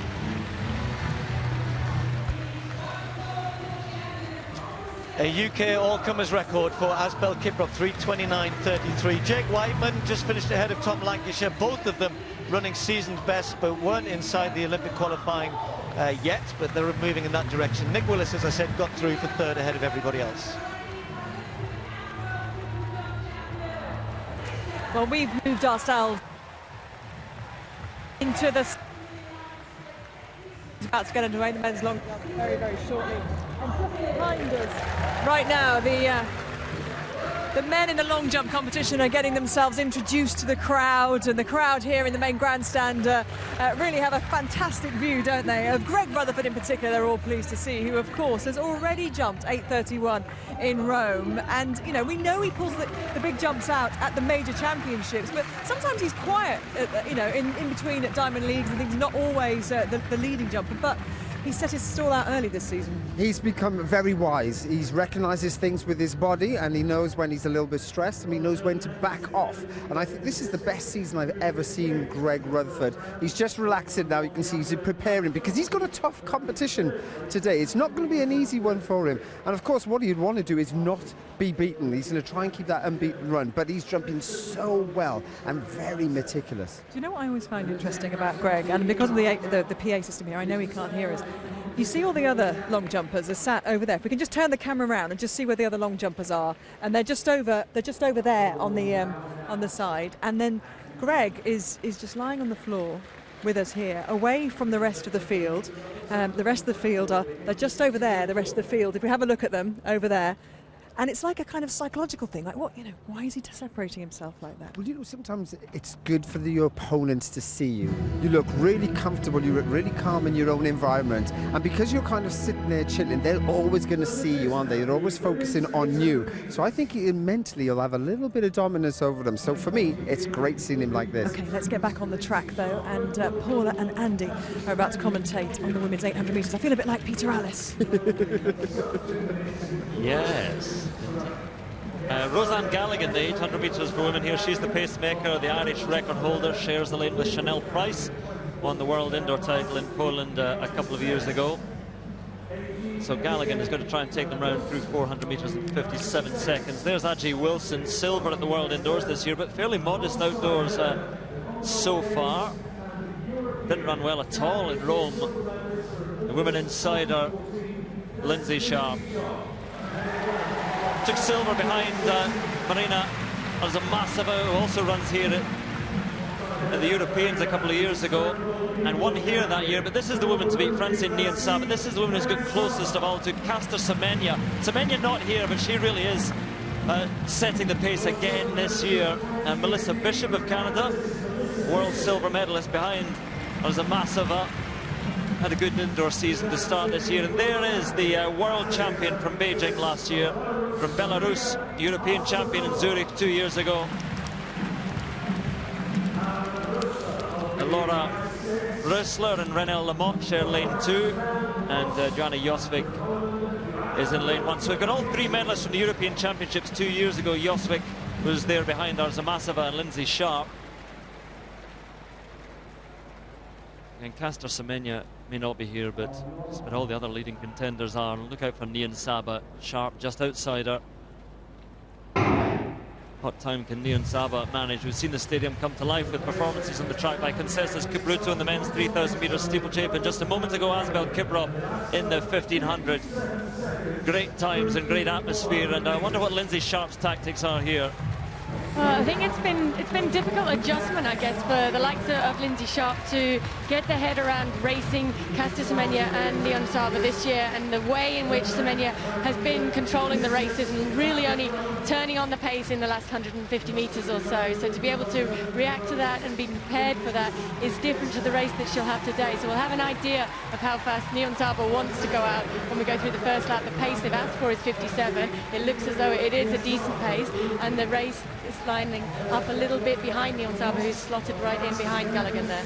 Just a little glance behind from Neon Saba. Nobody really has been able to live with Caster Semenya this year, but Neon Saba has got closest of all as they hit the bell and go through. We're looking for 57 seconds, so well done Roseanne Gallagher, pacemaker, 56.79, and Sharp tucked in there with Joswick and Bishop, and just that gap beginning to open a little bit as Neon Saba takes it out. Yeah, as she went through the bell there, Neon Saba just put her foot to the floor a little bit, and quickly that daylight opened up. Lindsay Sharp was poised on her shoulder, ready to be able to react and go with it, but not quite able to, and that gap is opening up. Melissa Bishop now moving through. Lamont just nudged their way past that. Jay Wilson is struggling again. The American has been disappointing outdoors, and Neon Saba still with that power, and that gap is holding at the moment as Melissa Bishop tries to maintain some contact, and Lamont is making her way through round the shoulder of Sharp. Neon Saba still driving hard with those arms. Bishop trying to hang on. Renelle Lamont is there. Lindsay Sharp in fourth place again, grafting and gurning away, driving down the straight. Neon Saba is going to take the victory by some distance, but behind her it's a good race as Renelle Lamont comes through, passing Bishop. Sharp in fourth place. Victory though for Francine Neon Saba. Lamont takes it 1:56.94 for Francine Neon Saba. It's a big season's best for her, just outside her personal best. And if anybody can get close to Caster Semenya this year, it's Francine Neon Saba. But the rest a long way behind. Those two really in world terms. Only one of them here today, and it was Francine Neon Saba. And again, some distance clear of Lamont in second, and Bishop was there, Lindsay Sharp, but Neon Saba controlled that from start to finish. She did, and she maybe also got a little bit of a chance to try out slightly different tactics as well. When she raced Semenya in the week in Rome, they left it until the final 150 metres or so, and Semenya easily and quickly moved away from her. There she put just a foot down at the bell and made sure that she ran hard over the last lap and was rewarded with the 1:56 clocking, and maybe the knowledge that to get a closer race with Caster Semenya, she maybe needs to attack a little bit earlier within the race. Melissa Bishop tied up quite a bit down the home straight, having made up that ground over the middle 200 metres of that final lap, and Renelle Lamont of France, who's been racing well all year, was able to close well and close fast, but not making any inroads on Neon Saba there. You know, it's dangerous for some of these athletes who are trying to stay with Caster Semenya or Francine Neon Saba this season, because it's just not going to happen. You've almost got to run your own race and race for the minor medals, because Caster Semenya and Francine Neon Saba realistically are going to win gold and silver in Rio. They're a long way clear of the rest. That's the kind of gap that we've seen all season that we look at there from Neon Saba, and another meeting record goes here at the Alexander Stadium, but Neon Saba a long way clear of the rest. Lindsay Sharp was another sub-2 minute time for her, down in fourth place, but the winner by a long way, Francine Neon Saba.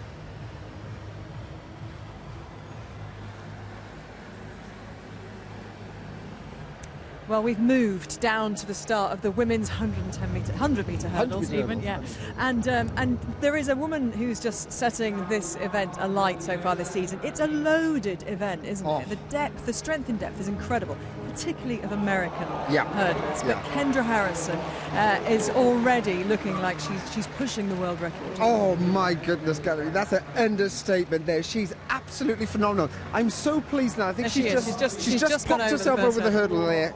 She's so petite, she's so small, but packed full of power. And that time of 12.24, which she said, is just the second fastest time. Just the second fastest time of all time. Incredible. And for me, it's really interesting. I'm looking forward to actually seeing her run here in Birmingham in the flesh. What she demonstrates here, right in the middle, look at the kind of speed that she demonstrates here. She's just to the left of our screen. She pushes off every single one of those barriers, works hard off them, and this is what makes her outstanding. She is a little pocket rocket, I can tell you. She explodes off every single one of those barriers, and for me, she's surely got to be the favourite for the Olympic title just off that performance. Absolutely tiny, but it's her flat speed, obviously, is phenomenal. Her hurdling technique is excellent. What is it then in the American system? Do they say you're very quick, but you're never going to win the Olympic medal for the Olympic gold for 100, so we're going to move you into hurdling hurdles. And at what age do they do that? Why have they got so much strength and depth? Well, strength and depth because they have a little bit of history in the event. You know, lots of people enjoy being a hurdler. You know, they love the fact that you can be aggressive, you can be smart, you can be swift over these barriers, and I think that's what they really enjoy. And of course, competition. When you've had heritage and competition, everybody loves to compete. But this is a global event. Sally Pearson tells us that, you know, more than anybody else. The Australian, of course, has had a couple of rough seasons, hasn't she? Looking to get herself back to that Olympic best, and it's going to be tough because the sport moves on, doesn't it? Oh, it doesn't wait for anybody. You know, when Sally was right on top of the game, she was running under 12.3 as well. But this is a completely different level now. And for her coming back from injury, obviously, which she injured her wrist in Rome nearly a year ago, remember? And that's really set her right back. And we're just wondering how that's affected her confidence. This is her first race in Europe, so she'll be nervous, she'll be anxious, but she'll also enjoy the competition because Sally's somebody who never shies away from it. Even when she wasn't at her best, she'd still get in a mix with the top players. And Tiffany Porter, who of course was a world medalist back in Moscow, and she is an athlete who does mix it with the very best in the world, but this is a very unpredictable event, as we saw in that World Championships in Beijing, where some of the leading women in the world didn't even feature on the roster. I know, that was so spooky. But, you know, as you said, she is so incredibly talented, you know, Tiffany. And we can look for her to be one of the people that we should expect to be at least a finalist in Rio. And, of course, if she runs up to what she's capable of, she can sneak that medal. But this field is absolutely loaded. Should be a fantastic race. Conditions are obviously great today. We're getting some really quick times, some world leads. Are we going to get another one? Let's join Andrew and Denise for this. Well, as Colin said there, it is a loaded field. You look in there, there's a reigning Olympic champion, a world indoor champion, a European champion, a Commonwealth champion, a former Olympic champion, 2 former world champions. It is the strongest field of the day. So much attention has been focused on Kenny Harrison, but well, there's Dawn Harper-Nelson, Olympic champion from 2008. Diamond League winner a couple of years ago. Lightly raced this season, a bit out of sorts. Nothing below 13 seconds yet. Tiffany Porter, her younger sister Cindy Ophelia actually has a quicker time this season, 12:66. The trials will be interesting. But a warm welcome from everyone here for this woman. Sally Pearson, the reigning Olympic champion. Her comeback race. Christy Castle outside her. 4th quickest in the world this year. And there is Kenny Harrison, Kendra Harrison. She has the times, needs the performances at the major championships, though, the World Indoors and the World. She came unstuck. Brianna Rollins was the world champion from 2013. She really was superb that season. Nia Ali, winner of the last 2 world indoor titles. Managed to start a family in between those with Michael Tinsley, 400 hurdler. And there is Lucy Hatton. Great progress last year, down to 12:84. European indoor silver over 60.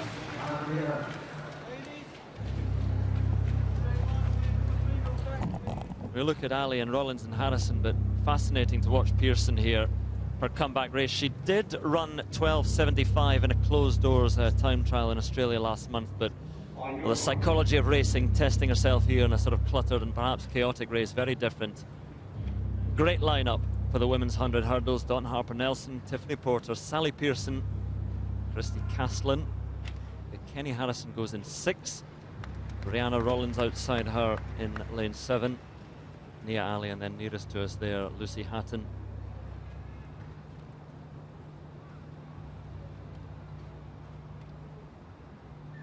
Silence inside the Alexander Stadium for this wonderful lineup in the women's 100 hurdles.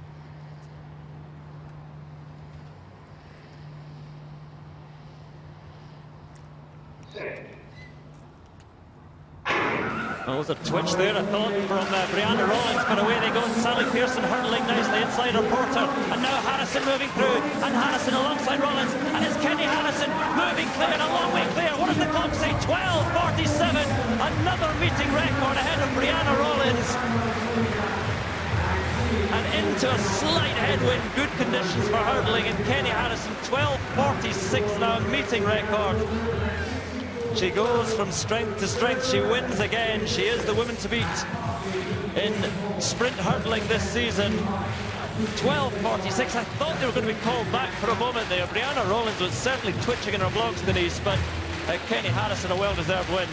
Completely agree with you there, Andrew. Saw Brianna Rollins in lane 7. Twitch on the blocks. Obviously, she's alongside Kenny Harrison, and she knew she needed to get out. You know, we saw them battling out in Eugene last week. Again, a fantastic race between those two. But the woman, the in form at the moment, Kenny Harrison, she's so quick out the blocks. And as I said, Rollins wanted to be up on her. But as Colin pointed out, she is just a beautiful hurdler. Attacks every single barrier, gets the advantage early, and there's no stopping her from that point onwards. The other thing to look at is Sally Pearson as well, because she started not too badly, but faded towards the end. Well, she's had to compromise her start, you know, because of that wrist injury. She's having to change her starting position. She's on her knuckles, but you see that she's heavily strapped on that hamstring, really struggling there with the pace and the competitiveness of this women's hurdles race. Just one thing to say on the start as well of Brianna Rollins, because there's a lot of upper body movement, but as long as there wasn't the pressure leaving the actual blocks, because her reaction time came in as 0.144, but there was a lot of movement from Rollins. But once they did get going, and we saw her shaking her head at the end, Rollins, she couldn't really live with Harrison. Kenny Harrison, another victory, another Diamond League win in 12:46, a meeting record as well. Outstanding run from Kenny Harrison.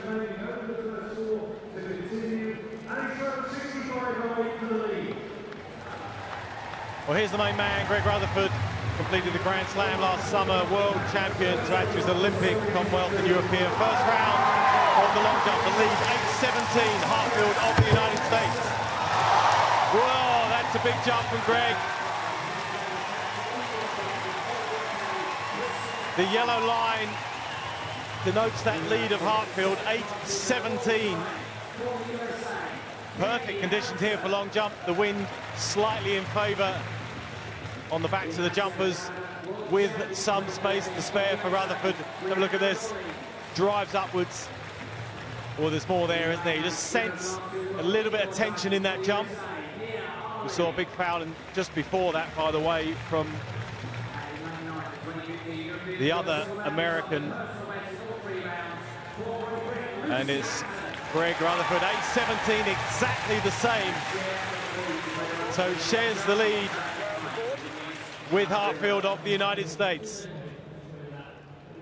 This is the result of the women's 100 metres, a good win, a big win for Kenny Harrison. Did that off one of the slowest reaction times in the field as well, the 12:46, a meeting record, and she's talking now to Phil. Well, what a start to the season it's been for Kenny, and to set a meet record here on top of what you've already been able to achieve this season, you must be absolutely thrilled. Yeah, you know, I'm happy with the way my outdoor season's going. You know, of course, my #1 goal is to make this Olympic team, and you know, I'm really excited for that. Well, of course, we all know that in America the pressure is on straight away just to get 1, 2 or 3 in the trials which are coming up. But the way you're performing right now, you must be full of confidence. Yeah, you know, each race that I do, I get more and more confident. You know, the U.S. team is one of the hardest teams to make. So, you know, that's my #1 goal. I got to focus each track meet and don't worry about the future, but just worry about getting to that line first. Well, congratulations on that performance. We'll let you go and warm down. Thanks for talking to us. Thank you. We've got Sally Pearson here who's waited patiently as well. It's a comeback for Sally, Olympic champion. I know that's a position you're not used to being in. We're not used to seeing you in, but this is the comeback trail after that bad injury last year. And how are you in body and mind right now? Body, I'm pretty good. I got a few niggles going on here and there. That's, you know, being an athlete. I wasn't running 100% out there. It's not an excuse. It's just I wanted to be out there so badly, so I was going to risk not getting a great position, I guess, and a great time. But it's just so nice to be back and being in a competitive environment. So for me, it's just taking one race at a time. I've got 5 in about 2 weeks, so today is the first one of many, and then I'll head home and get some work done and come back again into Europe and keep racing. But yeah, I mean, I'm not disappointed by today. It's not nice seeing a 13 seconds in front of your name, but I mean, as you said, this is my first real race in just over a year now, so I can't really complain. I know, we know what a great champion you are. Great memories of 2012. You want to defend that title? Oh, of course. I mean, we always go out onto the track wanting to win, but some days it's just not our day. But I'm going to make sure that I'm going to do everything I can in my power to be at my best at the Olympics. Great to see you back, Sally. Yeah, thanks very much.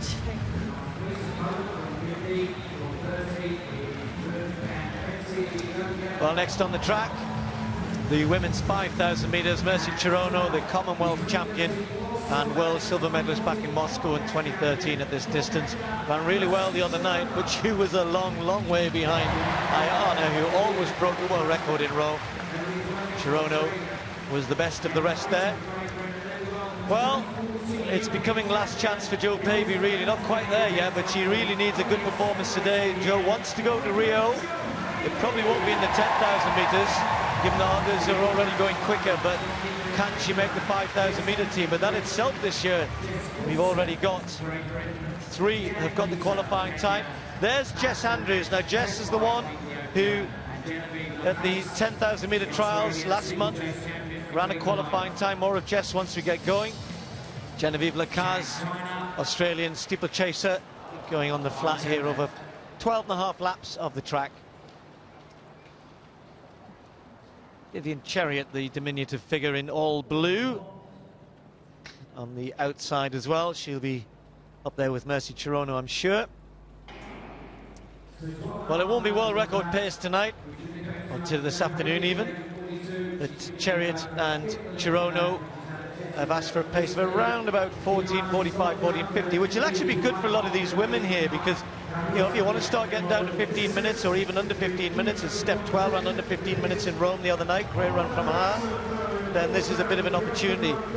And let's talk about Jo Pavey and then maybe Jess Andrews. Jess Andrews, we'll come back to Jo in a second, Paula, because that performance over 10,000 metres, not nearly 90 seconds off her best, but it was really encouraging to see somebody new coming through and doing so well in that 10,000 metre trial. There she is. Yeah, it was the way that she raced there, I think, the way that she committed to the race and ran actually in the closing stages. I think she went through faster and ran a personal best for 3,000 metres, the last 3,000 metres, went through 5,000 metres faster than her personal best. So she's taken a huge step forward this year, and I think she was gaining confidence through that race as well, because she was making up ground on Lynette Massai, who'd gone out ahead of her, and was able to reel her in and to win the race and to book her place for Rio. And that will have given her a huge boost confidence-wise, to know that she's in shape and then to go out and to race well, and to now to be able to come here, maybe not fully recovered from a hard 10,000 metres, but certainly capable of running a 5,000 metre PB out here today. Well, it'll be really interesting to see how quick they go here. Chariot leading the pack here, but they're not too close to pacemaker at all. I was just having a check of a watch to see, is it me or is it you? I think it's them. Chariot looking behind. She's not that interested in going with the pace, so a fairly sedate first 600 metres in this women's 5,000.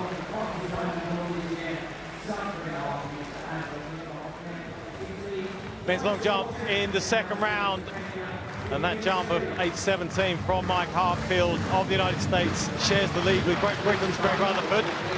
Hartfield then, can he take the lead on his own?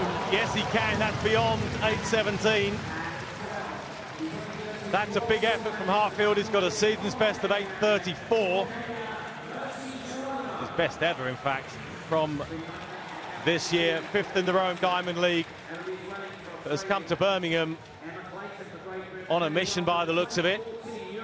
Giving Greg Rutherford something to think about here as we wait for this measurement. Mike Hartfield, 8:17, his best. 8:29, he does take the lead. Rutherford then looking to respond from that big effort.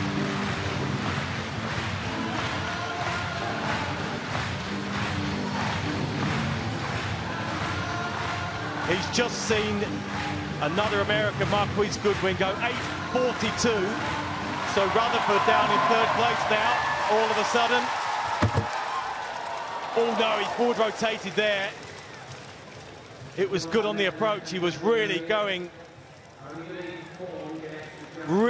for that, was Greg Rutherford. The long jump has come alive as a result of 2 Americans. Loads to spare on the board for Rutherford. You can just see him forward rotate there, fighting that great core strength, but not enough to hold the positions. Oh, this is really shaping up to be a great competition. Rutherford easily capable, but he's going to have to produce something special. Only 7:78. But let's have a little look at what happened just before that jump. Marquise Goodwin a wide receiver for the Buffalo Bills. So long jump, a bit of a part-time job for him, but he seems very competent. Didn't go to the World Champs last year, came fourth in the American trials. Look at that jump. A big effort. He is the world leader, Marquise Goodwin, with 8:45. So he hasn't quite bettered that, but he's got close to it and given Greg Rutherford something very serious to think about. 8:42 for the American, takes the lead in the second round. Brilliant hitch kick.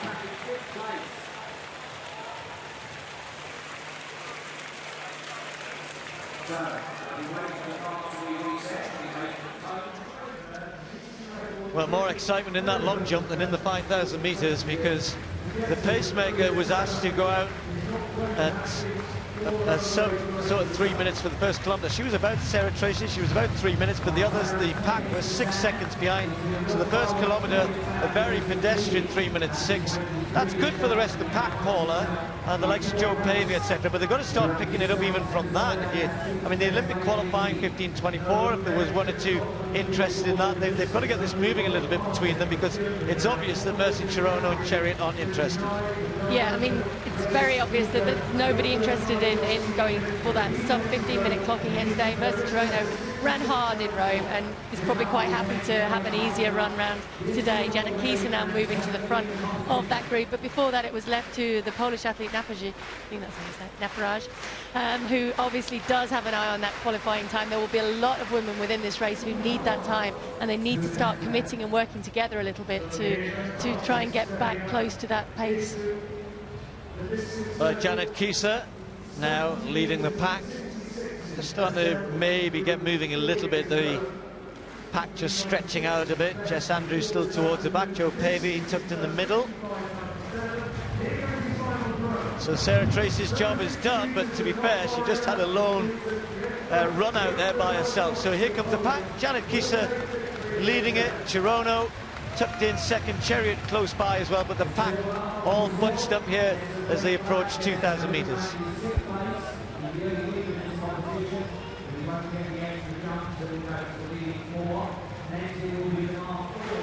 Well, here's Robbie Grabars, the world indoor silver medalist from earlier this year. He's in the shape of his life, but look at that. He's had 2 fouls at 2:32. His best so far, 2:29. The bar now 2:35. So he's skipped his last attempt at the previous height. He's got to get over this. Oh, no. Well, 2:35 that was. Too much for Robbie Grabars. But he's in good shape. 2:30 in Rome on Thursday evening. 2:29 here, that's his best. You can see there, that's the same height as he took a bronze medal in London 2012, and he's back in that kind of form after some injury. Well, the man who finished 1 place ahead of Robbie Grabars, the silver medal in London 2012, Eric Kinnard of the United States. 2:35, first attempt. Oh, that's how to do it. That's a brilliant performance. He is immensely consistent, is the American. He's jumped 2:37 in the last 3 years in each year. And 2:35 there after 2 fouls also at the previous height. His event continues. He's out in the lead though with this effort. Oh yes. Great jump from Kinnard.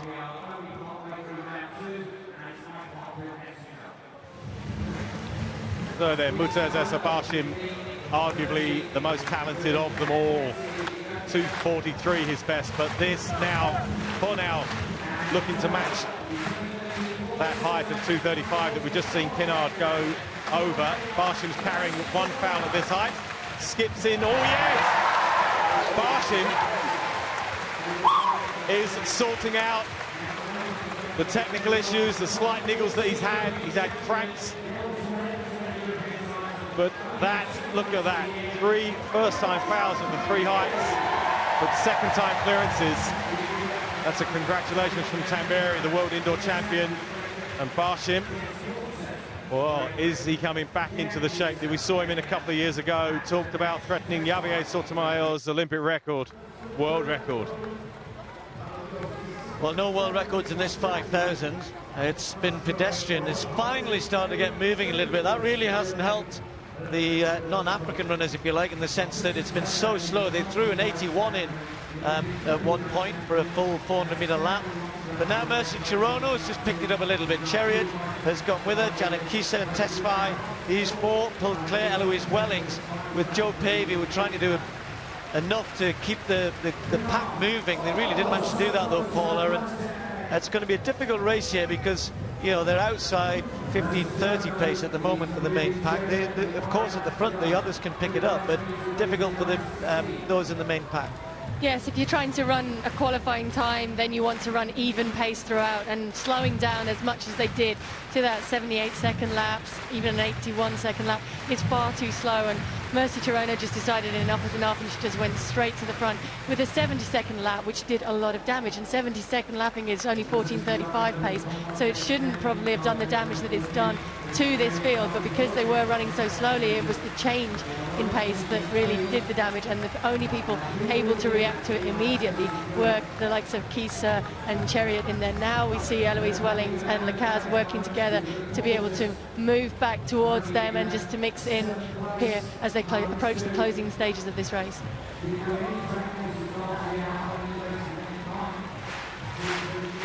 Oh, back to this high jump. Mutaz Essa-Bashim of Qatar, the 24-year-old, one of the youngest in the field, but a man who has jumped 2:43 in the past. The bar now 2:37. Oh yes, he's got it! Yes! On his second attempt again, Bashim loves that. He surpassed his season's best, well, comfortably. Coming into this, his best so far this year was 2:27, and look at that. A second-time clearance, a world-leading mark for Mutaz Essa-Bashim. He's so capable when he gets it right, and boy, has he done that there. Big celebration. We don't often see that from him. Great jump, 2:37.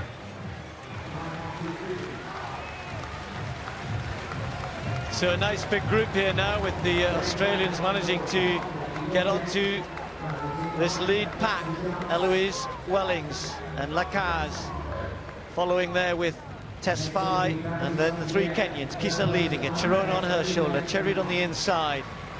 And well, it's been a lot of hard races. Ayana has made sure they've been tough races so far this year, so maybe a chance for 2 or 3, including Chirono, Chariot, to test their pace, if you like, their speed, their finishing kick. It's slowing right down again, though, and Joe Pavey in the chasing group getting closer all the time. There's Joe Pavey, hurting Paula, really working hard, though, to try and bring herself back to this group. Yeah, you can see how hard Joe's working now. She's tried to go with it. She's worked hard on the few laps that we went away to the field events there to work herself back into this position, but she's not really making inroads on this group at the front. And you can see Eloise Welling there. She knows that she doesn't have the pace of the likes of Chirono, Kisa, Chariot, and so watch for her now if the pace continues to slow like this, just to go past and just to carry on pushing towards a faster time, because she is going to see herself just really get left by them if it goes into the final lap like this. Well, Wellings has had a winter and a spring on the roads, a new personal best in the half marathon distance, and she won't want to hang around. So that's why she's pushing on her first big track race of the year. She did make the final in Beijing last year. Lacaz, the steeplechaser, at the back of the group, but it's Wellings who decides to try and push on. A slower kilometre there, 3:08, and that really was the previous 500-600 metres where they really slowed down. So Wellings leads. Chirono, Chariot, Kisa, Tesfaye, Lacaz, a long way ahead now of the chasing group, and Joe Pavey really starting to struggle about 30-40 metres behind this leading group. Yeah, I think Jo has definitely not had the winter she would have liked coming into this track season. She didn't run as well as she would, anywhere near as well as she would have wanted to run in the 10,000 metre trial in Highgate, and now you can see she's just slightly overcommitted in this race, and Jess Andrews now has her in her sights. Whether she's got enough running left in this race to be able to reel her in, we'll see, but she certainly looks as though she's got more left at this stage in the race than Jo has now. Chirono now just picking up a little bit. Lacaz, it looks as though she's having to work hard to hang on to this. Kisa just moves up for a little bit of room. The 3 Kenyans, Ethiopian, 2 Australians. You get Lakaz there, when you see the head go back like that and really working hard, you can just feel the pace picking up. I'm sure Wellings will feel it as well. All of a sudden there's Chirono. It's interesting, isn't it? You know, because Chirono can finish fairly quickly. Chariot in a day was a really good finisher. Had a year or so, well, more than a year out, didn't she, to have start a family, have a baby, and then come back getting better last year and starting to look a bit better this year. But so far, Chirono's had the better of her. Yeah, so far, definitely Chirono has been the person really finishing, I guess, behind Diana when they've seen Diana run so strongly and so far ahead of the rest of the field. But Chariot would be the one of these 4 that you would expect to finish faster, although the time that she's taken to get back from having the baby, maybe the pace just isn't there quite as much as it used to be. But you can see when she just eases ahead there, Chirono now is able to respond to that and is trying to hold the inside line. That's what she's doing, exactly, trying to just ease compatriot Chariot out, who tried to go past Chirono, but Chirono looking strong here and just moves ahead. Janet Kisa can never kick with these 2, so it's Chirono and Chariot side by side into the home straight. Chariot might have another little bite at this one. The crowd enjoying this. Chirono, though, has just about got it, or has she? Because Chariot is coming back. And Chariot trying to find her way to the front. And it could be Vivian Chariot's going to be very tight on the line. Chariot gets it. Chirono second. Kisa will get third. Tesfaye will be fourth. Eloise Wellings will win the battle of the Australians for 5th and 6th. And then a long way of big gaps appearing behind them after that. Well, what a sprint finish there. Really looked as though Chirono had done the hard work and held her off down the back straight.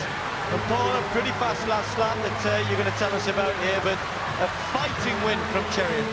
Yeah, she really had to fight for that. She tried to go ahead at the bell, wasn't quite able to get far enough ahead to be able to get on the inside lane, so she still ran a 59.72 last lap, so shows that her pace is definitely coming back. She's really got to work on that to challenge the likes of Dibaba, but certainly it's getting there.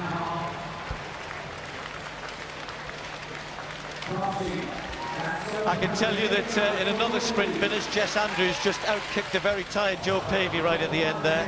I don't think either of them would have enjoyed today's race too much.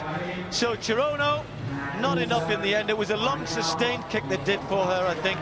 Chariot, look at this. She's always been a great competitor, Vivian Chariot, and that's what got her across the line first.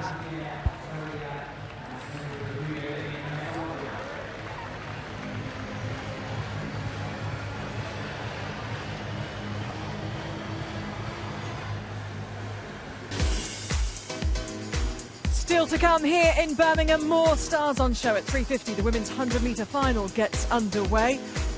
Shippers Dina Asher-Smith and Desiree Henry there. At 4 o'clock, David Rudisha's the star turn in the 600 metres. And then Mo Farah running on the track in the UK for the first time this season. 4:15 in the 3,000 metres.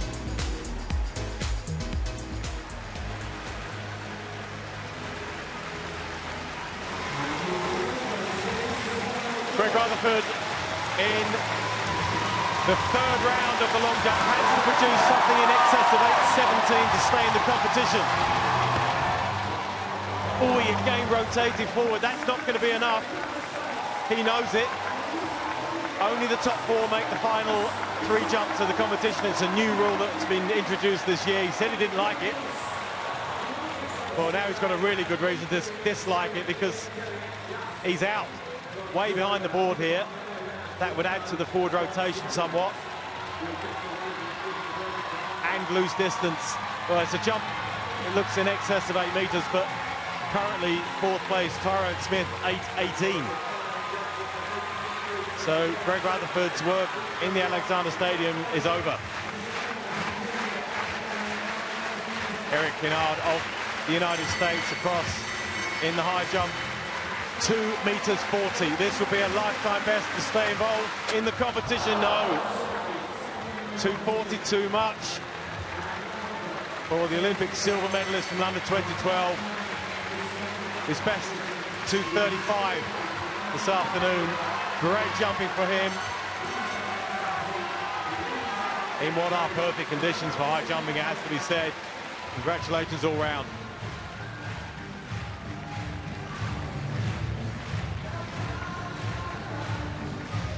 Right, well, next on the track, coming at you thick and fast, it's the 400 metres for men. Don't forget, we're staying on the red button afterwards for a forum, have a bit of a chat. Athletic fans want to see a little bit more.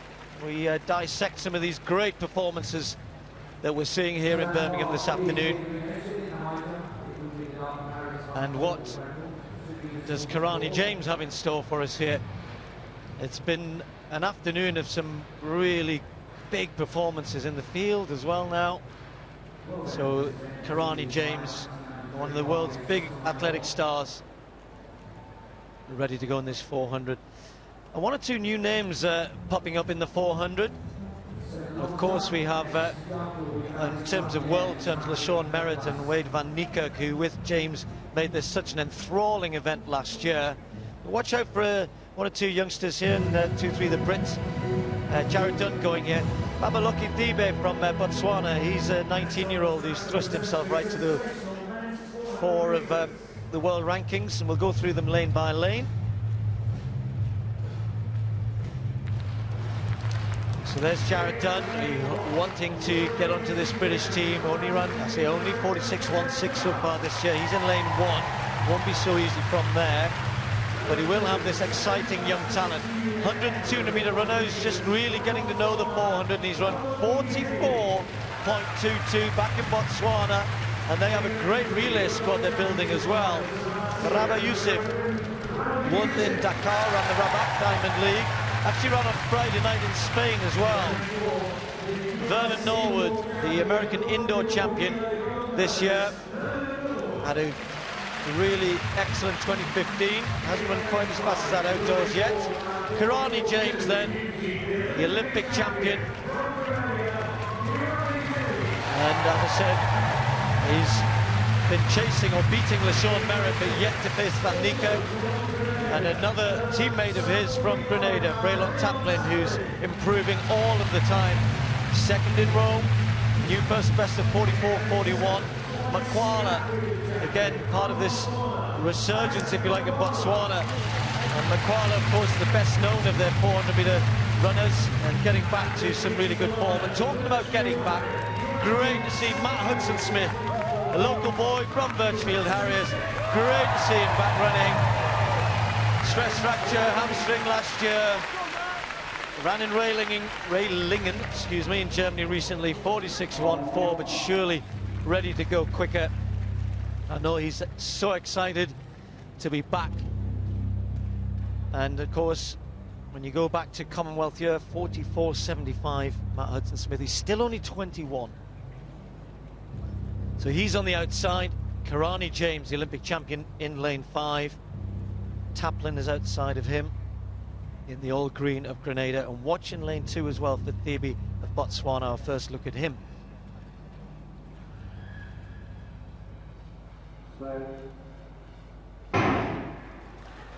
So let's see who really attacks his first 200 metres.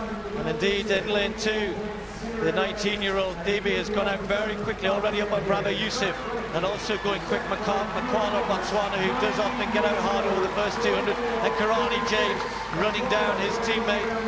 He's in lane 5. So Karani James round that top end, going well, and easing himself into the lead here. Taplin's starting to move through with him. Norwood is coming. Thibe right on the inside, the 19-year-old in his first big race. Makwala's still there, but Karani James with a lot of company here, now starting to pull away. Makwala moves into second place. Karani James is there. Matt Hudson-Smith finishing very quickly. Karani James wins it, then Makwala, then Norwood, and I think then Hudson-Smith. Well, 44 and bits, 23 it's come out. That will be a meeting record official time for Karani James. Very much business as usual for him, and others trying to go with him. And I think the most pleasing thing, perhaps from a British perspective in particular, was to see Matt Hudson-Smith finish so strongly. Difficult in lane 8 to judge your race. He came through very quick, just waiting for the times to come up. But it'll be low 45s for Matt Hudson-Smith, I'm sure. There he is. And, well, that's a really good indicator. Smiles, because he's just seen, Andrew, it's come up as 45.13. I think perhaps the most encouraging British performance of the day, bearing in mind all the things he's been through with injury. And here he's out of it, but again, timed it well. He's got that long loping style, and occasionally looks a little bit ragged, but beautiful power at the end from Matt Hudson-Smith. On the inside, Babaloki Tebi from Botswana was absolutely treading water after he went out so quickly. But look at Hudson-Smith coming through. Strong victory from Karani James, long way clear, but that is a very, very good run and augurs well for Matt Hudson-Smith with time to go. Because again, the ground he's made up here, and I thought with his injuries, with his hamstring problems, his lower back stress fractures as well, he's had all those problems and still such a bright talent. But Karani James, another meeting record is gone. And again, the 400 metres later on in Rio is going to be very, very good as well. 44.23, meeting record for Karani James. Makwala getting better all the time, under 45 seconds. But Matt Hudson-Smith, really good run from him. 45.13 out of lane 8. Yusuf, also the season's best in 7th, 45.59. Well, there's Greg Rutherford. His competition is over. He's in 5th place, only the top 4 make it to the final 3. He's appreciative of the support from the home crowd here in Birmingham, but that's a disappointment for Greg. Uncharacteristic. He missed the board, he forward rotated. It was a scruffy performance. His best 8.17. Well, the other end of the stadium, though, Mutaz Ezebashin has already won the high jump with 2.37. The bar has been raised to 2.44. This will be a lifetime best. The second best in history, just 1 centimetre below the world record. Oh, nowhere near. I think he just wanted to sight that, see what it would feel like. Well, he's jumped really well this afternoon. 2.37 in Olympic year. Mutaz Ezebashin there. A lot of work, a lot of jumps, but great performance.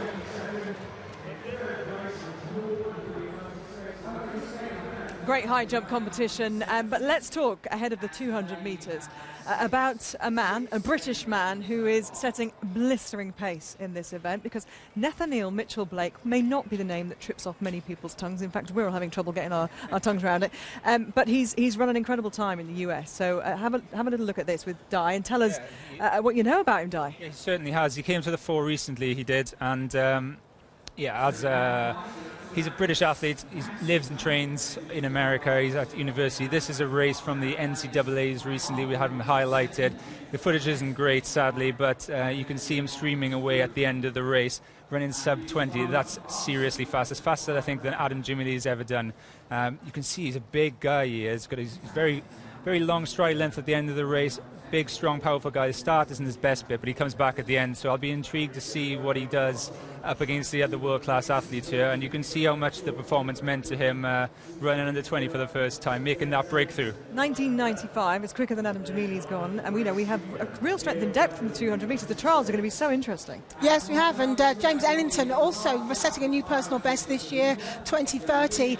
Doesn't compare to this right now, that kind of time, but it gives the British guys something to think about. It's going to be competitive. They're all fighting for those vital places at the Olympics trials. It's going to be a cracking race. Yeah, that's in 3 weeks' time. And we have an elite race here where some of these guys you're going to see now will be hoping to be in those finals in Rio. But for now, they want to win Diamond League points. So let's get out on the track. Andrew Cottage, your commentator.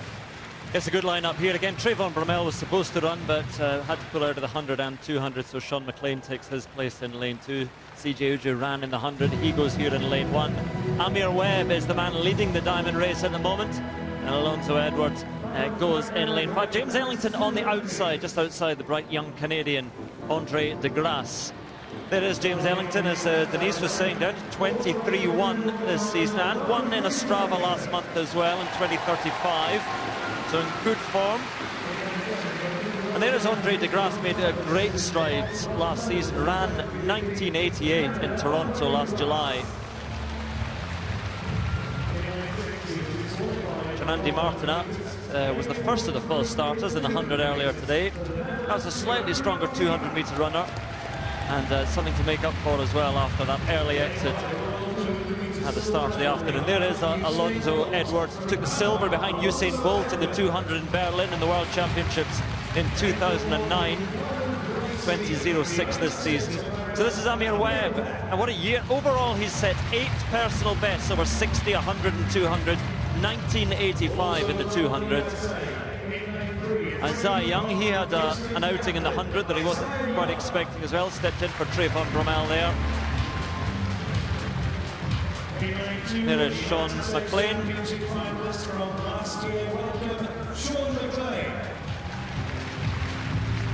CJ Uja on the inside as well. And tight on the turn there. Close to victory in the 100, just 100th of a second behind Kim Collins and Mike Rogers. Close to a PB in the 200 this season, ran 20.48 in Newham last month. And with a better field and good conditions here, you would hope that he could go lower. You saw he's in decent form as well with his race in the 100 earlier. Actually, the track record might be under threat here. It's not the strongest one, 21.2 by Nicol Ashmead, Jamaican in 2012. But Amir Webb, who goes in lane 4, the American, outstanding season. He may well be the man to beat. And Alonzo Edward, closest to him in the diamond race. He goes outside in lane 5. Got Uja, Sean McLean, Isaiah Young, Webb, Edward, Martina, DeGrasse, and James Ellington on the outside.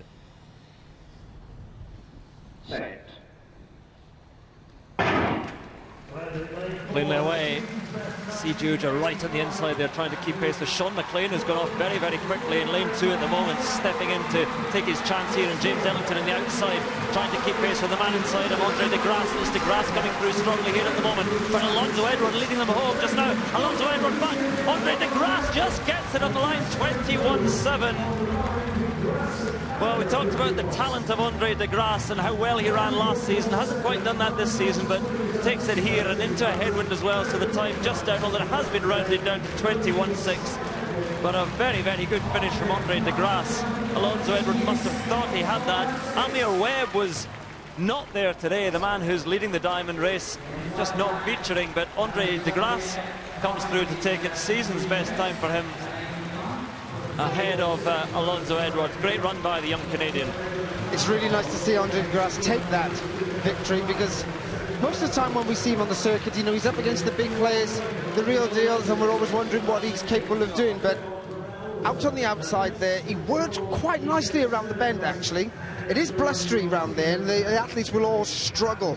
But coming down that home straight, you know, when you have that wind that is directly into your face, you can really focus on what you need to do. And he hauled himself past all his opponents to take this victory. A good, solid performance. I think he'd be very happy with this indeed, especially into that wind. Yeah, it was a very good run initially by Sean McLean, who, as mentioned, was in for Trayvon Bromell. There you see him nearest to us, and he was leading around the bend, then just started to be headed by Edward and DeGrasse, but hung on for 3rd place. But DeGrasse, and it was into that 1.5 metre per second headwind in the home straight. So hard work down there, but DeGrasse, all that talent, and comes through to take the victory. Just looking down there for the times of CJ Uja as well, and James Ellington, who are left a little bit. Yeah, you know what I'm liking to see about DeGrasse, I think this is his favourite distance. I mean, he may not like it, but I think what suits the way and his style of running, I think, is the 200 metres. But hey, he's already got that bronze medal. He'll be working a little bit harder, hoping to seek a little bit more speed to take him under 20 seconds more regularly, and of course under 9.90 for the 100. There we are, 21.6, just leaning back a little bit, still enough to get clear of Alonzo Edwards. So DeGrasse takes it with that season's best time, 21.6, just 100th of a second ahead of Alonzo Edwards, with Sean McLean in 3rd, and James Ellington and CJ Uja bringing up the field.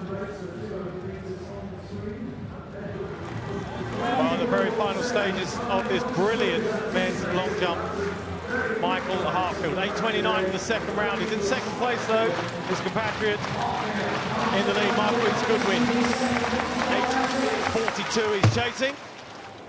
Oh, that's a big effort again for Hartfield. Slightly below that lead of Goodwin.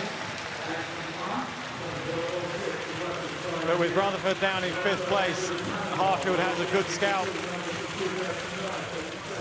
Rutherford beat him for the first time in nearly a year. And Hartfield looks as though he has to settle for 2nd place with only 1 jumper remaining. The man is already in the lead, Marquis Goodwin. Athletes we're going to have to keep an eye on come Rio.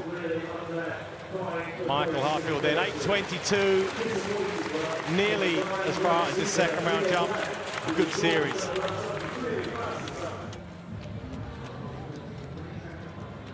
Well, foul in the last round for Marquise Goodwin. So 8.42, look at that. His second best, the second best jump of the year. And Greg Rutherford, 8.17. His winning streak is over.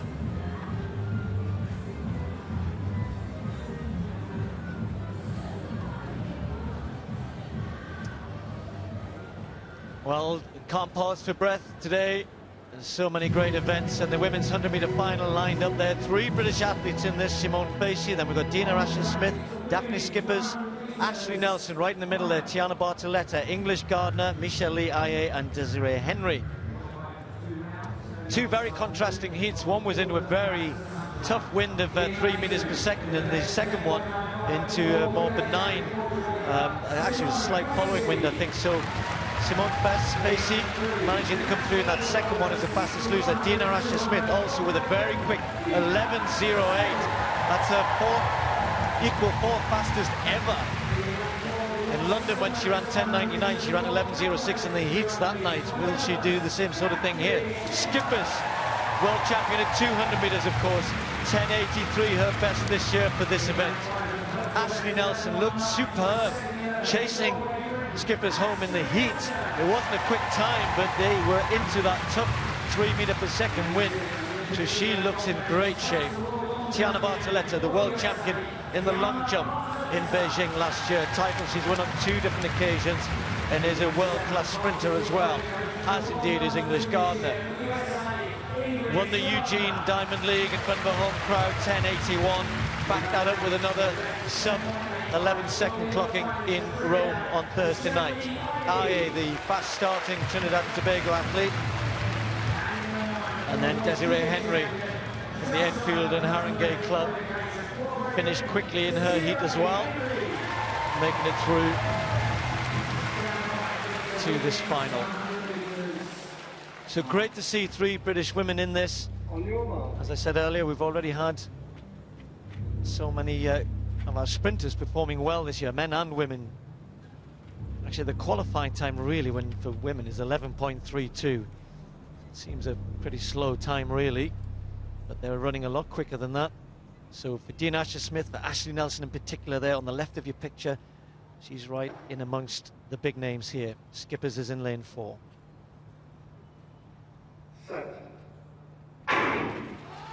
Skippers doesn't get a good start. Dina Asher-Smith out well alongside Ashley Nelson with a little bit of work to do. English Gardner trying to get back on terms as well, but English Gardner is going to win this one from Skippers. Easy in the end, into a minus 1.2, 11.03. Well, we were talking about, the women, Tori Bowie, Elaine Thompson, but Gardner, the one question I always have about Gardner, Denise Lewis, is that Skippers produces her big performances on the big day. Sometimes Gardner doesn't do that. Sometimes she flatters to deceive in terms of putting the big times in, wins on the circuit, gets the championships, and doesn't always perform as well as she might, but a good win today. Yeah, that's always sometimes can be a problem for the US athletes because their trials are so cutthroat. It's so important for them to be ready for those trials, but as you said, she puts down some great times, but she's backed it up again here today into that very strong wind. Let's just have another look at this. I mean, Skippers is never the best out of the blocks this year. Dina got away quite well, finished 4th in the end, and has a half a yard on Skippers there. And this is something that Skippers has been working on, but it's failed her out of the blocks again. And she cannot give these girls that are running 10.80, a sub-11 seconds, that kind of error and that distance, because she has to work so hard in the latter part of the race, even though it tends to be the better part of her race. I still think she's a better 200-metre runner than she is 100. But let's look at Dina here. Again, great out the blocks. Remember, she's had those exams, so the pressure is off. Beautiful runner, trying to stay relaxed, while Skippers just takes her over there. But good running by all the girls here. So important to keep focused on your lane. Don't pay attention to what's going on around you. English Gardner, such a powerful runner, very ragged, not textbook running, but what she does with her feet, very dynamic on the floor. Good win from her. And 3 of the stars of the show are with me now, starting with Daphne. I know you're incredibly disappointed with the start you made, Daphne. Yeah, I made 3 missteps and it was very bad race. And the second 50 minutes was okay, but I think not the time that I'm in shape now. I feel very good and I think I can run faster than this. So there's just a frustration about the start, but you know in what's a huge year that there's so much more to come from you. Yeah, I know, but yeah, I focused on my own race and it was not a good race, that's all. That's what I can say. What's next for you? Next one's Oslo next week. Okay, well, we'll wish you well for that. Thanks for stopping and talking to us. Thank you. That's Daphne. Daphne disappointed. In English, you're completely the opposite with a victory like that, I'm sure. Tremendous win. It was very exciting. You know, my job out here was to work on everything I didn't do in my last race, and I feel like I executed well, and running in this win, the headwind is a beast today, so it definitely was exciting to get out there and compete with these great ladies. We're talking about great ladies. You've got so many in the United States alone. You've got the trials coming up. Just how tough is it to just make your team explain to the British viewers at home? I like to be biased and say that USA is the hardest team to make. We have, you know, last time when we went to the World Championship, I had to run sub 11 every round, and so it's definitely going to be a 10-7, 10-6 is going to have to take it. So it's going to be exciting. Well, you're in great form. We wish you well for that. Thank you so much. Thanks to English, and we'll bring in Dina, the star of the British show, saving the best of British till last. But how were you today out there? A couple of races. How did you feel? I actually felt really good today, which for me, the main thing about today was getting a confidence boost, because this is only my second race of the season, and obviously not being able to do the final in Portland in Olympic here isn't great, quite frankly. So for me, I really wanted to come out here, see where I am, test myself against, well, world leaders and the best in the world, and I was really, really happy with how I raced today. There's bits I can work on, so the last 20 I can focus on relaxing, but when you're racing people like Daphne, English, and Ashley Desiree had great days as well, and I'm just really, really happy that I was able to put a solid performance together. You've only just finished your exams a couple of days ago. We shouldn't forget that. You're juggling 2 things. Now you can concentrate on the athletics purely. Yeah, I had my last exam on Thursday. I was watching the clock go around thinking, please, can this end? But yeah, I'm happy that uni's over for the year. I can focus on athletics, and the sun's popped out just in time as well. So. Enjoy the rest of the season. Hey, and I know there are special things to come from you. Thanks a lot, Dina. Thank you very much. Have a good day. Well, there's the results, and English Gardner 11.02, as she said herself, fighting a little bit of a headwind, which is a bit of a pity because we might have seen some good times even from the likes of Dina Asher-Smith, just getting ahead of Ashley Nelson in the Battle of the Brits there. Well, 2 months out from the opening ceremony of the Rio Olympics, Lord Sebastian Coe has joined us in the studio, and the reason I mentioned that is because I just wanted to clarify the time frame now for the decision on the Russian athletes and whether or not they'll appear in that athletics programme in Rio. Yeah, we have a council meeting in Vienna on June 17th. The task force we created once we had provisionally suspended the Russian Federation will come back and report to the council, 27-strong council, men and women, and we will wait for their recommendations. And what do you think the best decision is? I don't know, because we've set a very clear criteria. There's no subjectivity about it. The criteria is entirely objective. It is to deal with the anti-doping violations and the incursions into the ethics code as well. So I'm not going to maintain a running commentary on it, but it is important. Like there won't be a right decision, because there'll be people who object both ways. Oh, of course, and from all 4 corners of the argument, people will take a different view on that. But the very nature of an independent task force, chaired by Runa Andersson, who really is an expert in this area, was a very, very important process to follow. And the view that the task force takes will, I think, in large part colour the decision that our council will make, and it will be a tough decision. It seems, and Steve Cram said this at the very beginning of the programme today, it seems that this year and next are hugely pivotal, hugely important in the future of your sport. Yes, the sole objective of any international federation is not the rights of those who have cheated, it is to protect the rights of the clean athletes.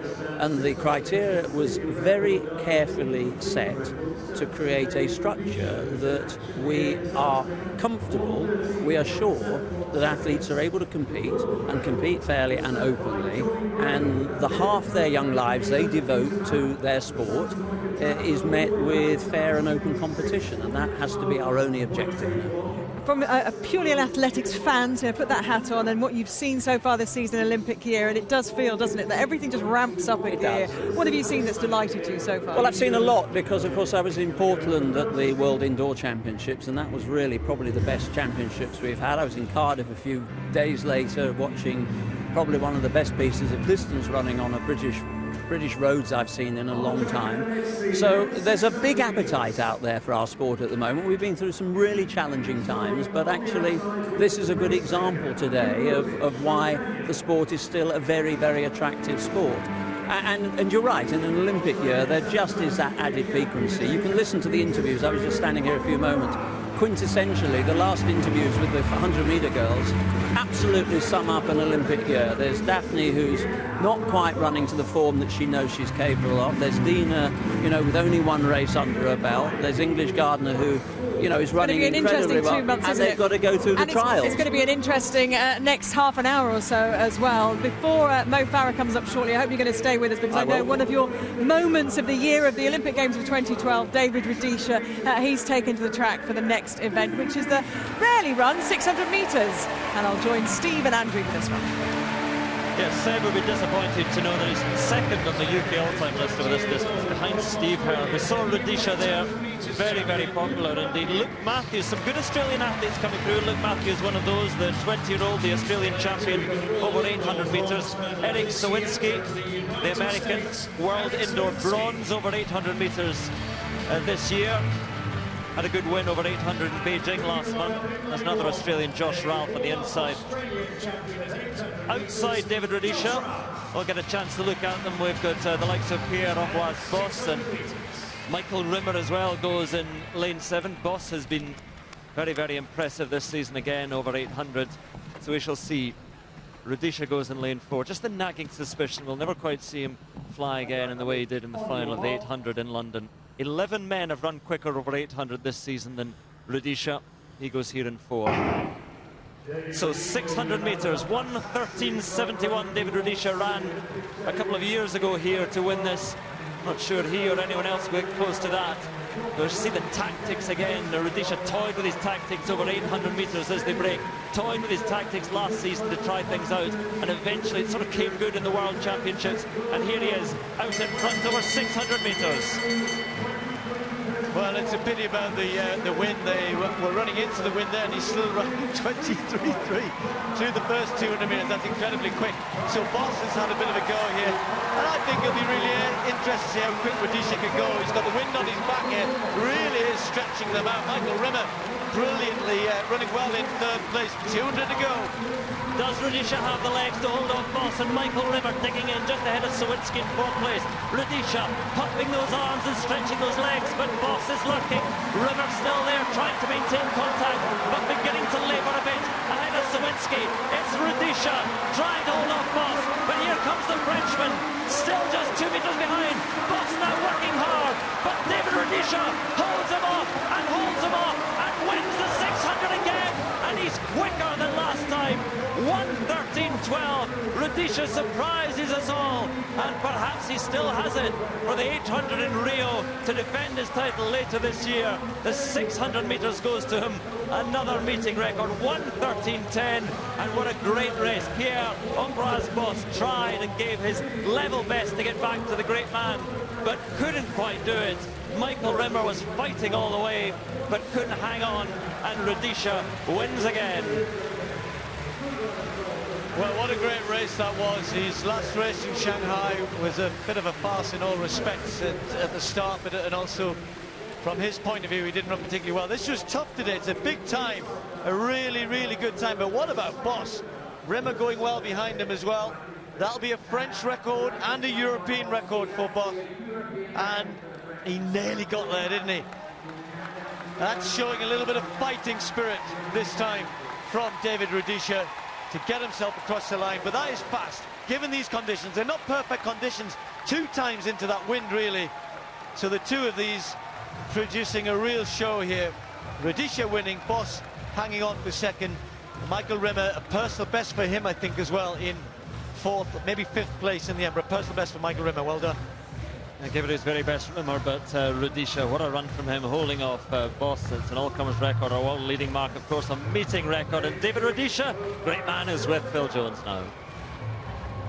And Andrew talked about David flying around the track in London 2012 to take the gold. That was reminiscent of it, hitting the front, never going to be beaten, it seemed. You were so determined to win, and a new UK all-comers record. Congratulations. Thank you. The race today, you know, the weather was good, you know, a little bit windy, and I knew I was somewhere there close to the world record for 600 meters.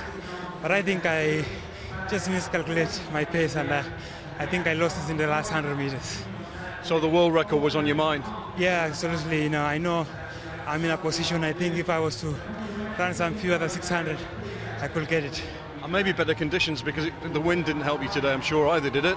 Yeah, sure, it was strong, you know, coming the home straight, in the back straight, the wind varies around there. This must give you, again, another big confidence boost in an Olympic year as you go and defend your title.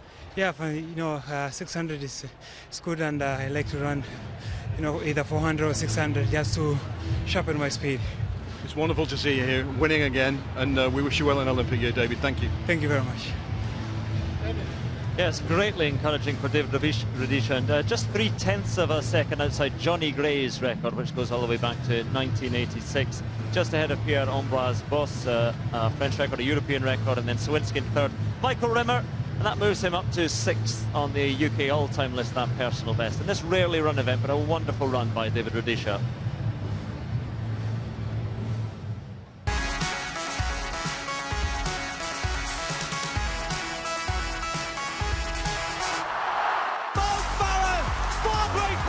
It's gold!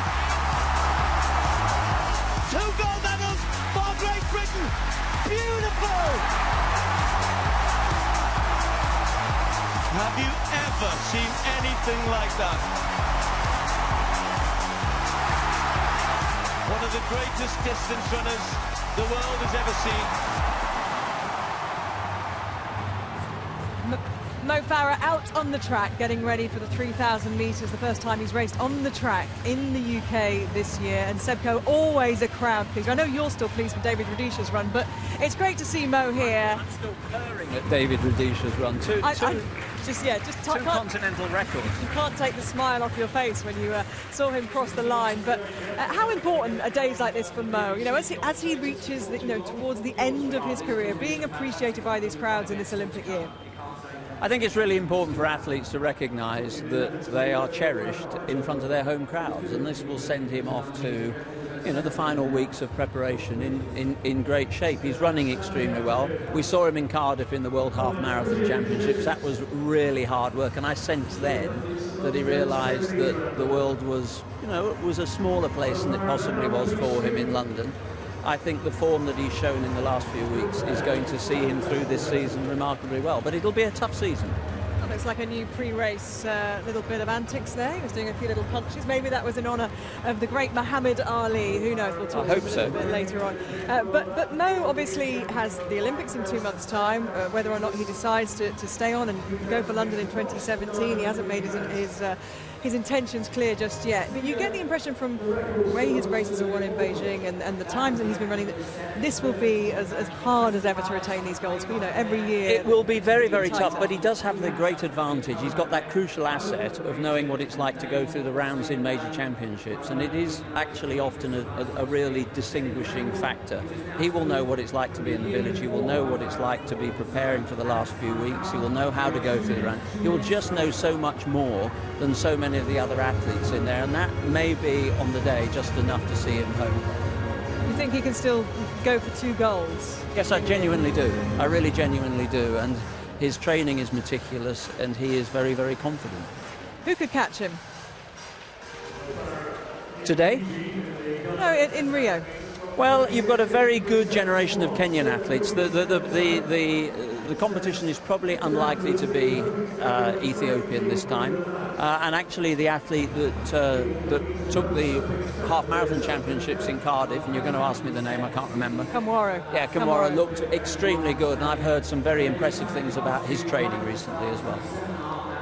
Well, let's see how he gets on today. He's lining up there in a very good field. It'll be a field he can test himself, but he'll expect to cross the line first. And it's over a good distance for him here today as well. It's just the right type of test from he the needs. crowd. But let's get to your commentary team now, and Steve Cram. So Mo Farah then going over 7.5 laps of the track. And I guess the big question is not can he win this, because as the flags are flying, we expect to win in this type of competition, and to be fair, there's nobody really in the field here going to trouble him today. We'll just go through it quickly. Dewi Griffiths and Jonathan Taylor also going for Great Britain. Bethel Bergen. Andrew Butchart, who's just run a superb 5,000 metres a month or so ago, more of that in a second. Farah himself, Vincent Rono and Ruben Bett will be the two pacemakers. So yeah, I was saying nobody here really going to give him too much to think about. They've asked for around about 60 seconds, 60 and a half. That would put him on record, British record, of course, not world record, British record. Dave Mowcroft's record stands, still stands. As Farah gets a huge reception from this big crowd. The record goes all the way back to 1982. Mo has come close. Well, indoors he's run nearly as quick as that, not outdoors. There's Andrew Butchart. What a great performance from him recently, getting a Scottish record over 5,000 metres and an Olympic qualifying time as well. There's Bergen. Has dipped between 5,000 and 1,500 metres over the years. 7:37 is best at this distance, which is certainly world class, but never ever able to contend with Mo Farah. Jonathan Taylor from Morpeth Harriers. There's Dewi Griffiths, Matthew Kiptanui, and Jared Dutt from Belgium on the inside. Now that might be the Mobot, I think. If it is, that's not a bad effort. Well done. So 7.5 laps of the track, as I said, and Mo Farah hopefully heading for a quick time there. You can see the world lead is 7:36, the meeting record 7:26, which when that says meeting, it means Diamond League, if you like, or the old style, whatever it was. And that stands to Kenenisa Bekele as well, the all-comers record set in 2007. I don't think that's under any threat. But the good thing is, Mo's quickly slotted in behind the pacemakers.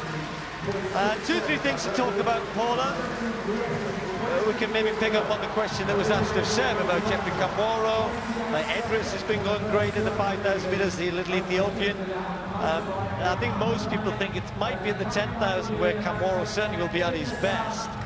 But Mo, a big 10,000 metres in Eugene last week. Maybe he just hadn't backed up enough. He's been in heavy training in Flagstaff.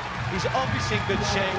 It's just a question of whether that 10,000 took a long out of him and travelling back here in the UK, or whether or not he can go fast here today. Yes, and we'll get some of those answers now, but I think certainly he was disappointed with the run in Eugene there. He felt like he was in much better shape than that and wants to go faster, and found it hard work in the middle stages of that race.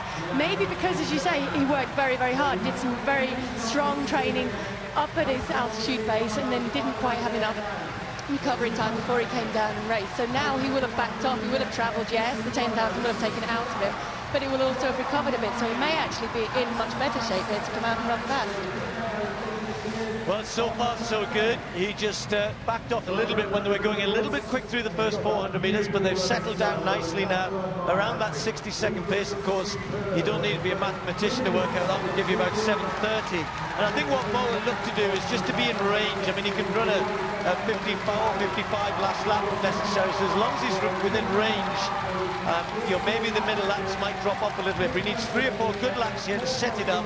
He's obviously decided he's going with it. Bergen is with him. They're well strung out after that, but so far so good. The likes of Andrew Butchart, well, he's got his eyes perhaps on another Scottish record. He took Nat Muir's 5,000 metre record, which I remember when he did that in Oslo, I think it was 13:17. That goes back to the early 80s. John Robson, another great Scottish 1500-metre runner, has the 3,000 record of 7:45. So let's keep an eye on Bouchard, who's in mid-pack at the moment as they go through after 2.5 laps. Yeah, it's good to see Andrew Bouchard with those 2 already qualifying times for the Olympics over the 5,000 metre distance, 2 personal bests. Jonathan Davis, also in Belgium, already has a 5,000 metre time clocked off. So we're looking at a strong 5,000 metre team, hopefully, going to Rio for us. And Mo Farah now just doing all that he needs to do to stay on that pace and stay close enough to the pacemaker Rono to make sure that he knows that this is on and he needs to keep working on the pace. And it's these next 2 laps for me, that's when you've got to keep the foot down. The pacemaking is something which obviously he can't do much about, but he's got to hang on. Rono can't kick away too much, and Mo here just letting 2-3 metres go. And you sense that it's Mo slowing because Bergen is right on Mo Farah's back here. So Rono's having a little look behind just to check, because he's perfectly on pace here. Mo about 3-4 metres back, but it's more about Mo's intention of these next couple of laps. 4 laps to go. And I'm just wondering if it is the fact that Bergen is so close that explains why Mo has just backed off going with this pace, because first and foremost, in front of his home crowd here today, he wants to make sure that he wins this race. And at the moment, Bethwell Bergen is looking good on his shoulder.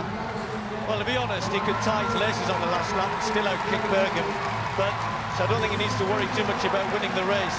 I'd like to see him really have a bit of a go here, you know, because the crowd obviously have come to cheer him for a win, but it would be great to see him run fast. It's got to be really about whether it's in his legs.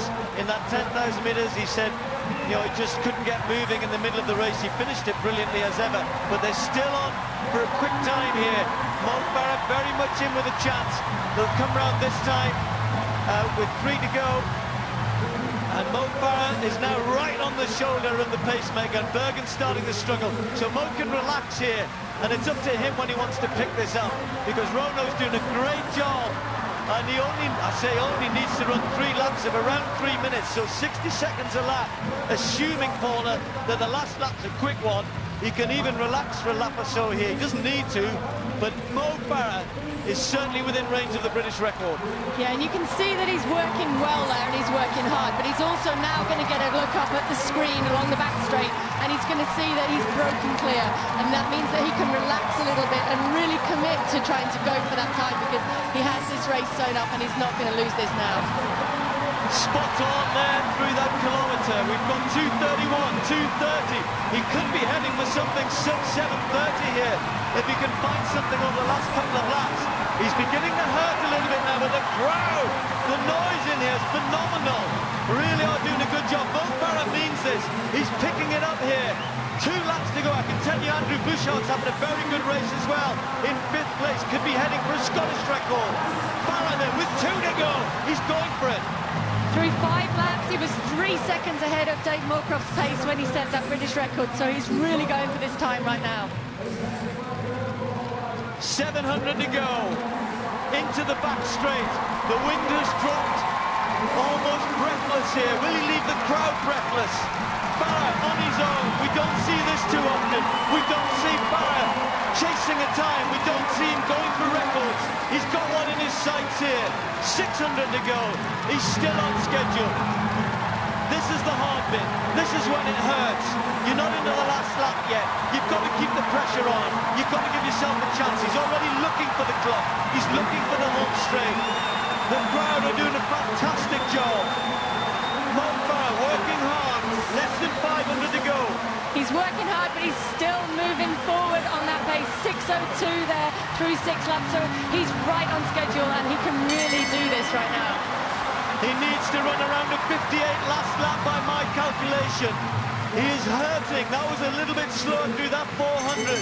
But Mo Farah knows that if he can just find a little bit here. Dave Moorcroft's record has stood since 1982. 7:32.79. It was a great record at the time. It was the year that Dave Moorcroft broke the world record for 5,000 metres. He was in the shape of his life, and now Mo Farah could well expunge one of the longest standing British records, but he's going to have to go, sir. He's going to have to find a little bit extra here. The crowd know it's on, all on their feet, cheering him home. Mo Farah's got to really pick it up here. He may well be watching the clock. If you can see it, he's going to be so close, but he might just miss it, I think. Mo Farah has got a few yards to go. Is he going to get there? Oh, he's done it! By a tenth of a second. Mo Farah, 7:32.62 is a British record by a tenth of a second. It nearly slipped away. It nearly disappeared as those last tens of metres were hurting him, and he just found enough. A little tribute there, perhaps to Muhammad Ali, as Gabby was saying, but well, Mo Farah doesn't often chase times, he doesn't often chase records. We've seen him do it more indoors really than outdoors, and that was hard in the end. But Dave Murcroft's record has finally tumbled. I think Andrew Bouchard may well have got a Scottish record just as well, maybe by a few tenths indeed. Thumbs up around here saying he has. So well done, Andrew Bouchard. Well done, Mo Farah. It was hard in the end, Paula, because he was ahead all of the time till that penultimate lap. Just dropped off a little bit, and he had to work so hard. And it was good to see him commit in the middle of the race to really go for it, and that's where he won it. And that's where he got himself another British record. So hang on, how many is that now? 1,500, 3,000, 5,000, 10,000, but not yet the marathon. No, he's still working on the marathon. He's leaving that till 2017. But look at that effort on his face there. He really worked hard for that today, and I think Mo Farah has proved time and time again that championship races, winning races, he can really get it right when it matters, and he's chasing times now here, and he's shown that he can do that. He had to work very hard, and it was very close down that home straight, but he managed to do it. And then Andrew Butchart to get that Scottish record as well. Excellent run from him. Yeah, great race from the pair of them, but Mo Farah coming out on top as ever and getting another British record. He's with Phil. Another British record, Steve, and you're getting quite a set now, Mo. All the British records across the board, it looks like, from 1,500 to 10,000, and that one was a special one. You had to dig deep for it. Well, did I get it? You got the British record. Oh, I didn't know that. Yeah, David Moorcross from 1982. That's quite a feat. Yeah, no, it's incredible. I'm really happy with that. I just thought I just missed it, so I wasn't sure. By a tenth, you got it. Close one, but it's good to get that. Thanks to the crowd, it made a big difference. It's a bit tired last lap, but I had to dig in. Well, we saw that. We saw the determination. When did you sense it was on? Was it something you were always targeting? I was always targeting in a 2K. A little bit slower, so just close. And tell me about that last lap. Just how much pain are you in at that point? Yeah, no, I had to dig in deep, but I'm glad I got that. And it's just a little bit windy as well, breezy bit. And it tells you what great shape you're in. Yeah, I'm in great shape. I just have to believe in myself, take it easy and get ready for Rio. And as for that, double defending champion, I know history means a lot to you. You want to make history this year by defending both titles. Yeah, I want to make history, but you know, it's something's never been done, so it ain't going to be easy. So I just have to dig in deep and, you know, keep working hard. But you know, my support goes to Muhammad Ali and his family. Condolence. What a great man he was, and you know, he was one of my heroes. So just want to, you know, wish all his family well and everyone who's been a big fan of him. He just was. We will miss him. That's really good of you. I think there was a bit of a punching at the start in tribute to him, wasn't there? Yeah, definitely tribute to him. You know, he's my hero. If you look at my autobiography, I've someone I looked up to, and you know, someone we miss. You know, last 10 years he hasn't been as well, and you know, I just wish him all the well. Well, you paid a great tribute to him today with that record. Well done. Thank you.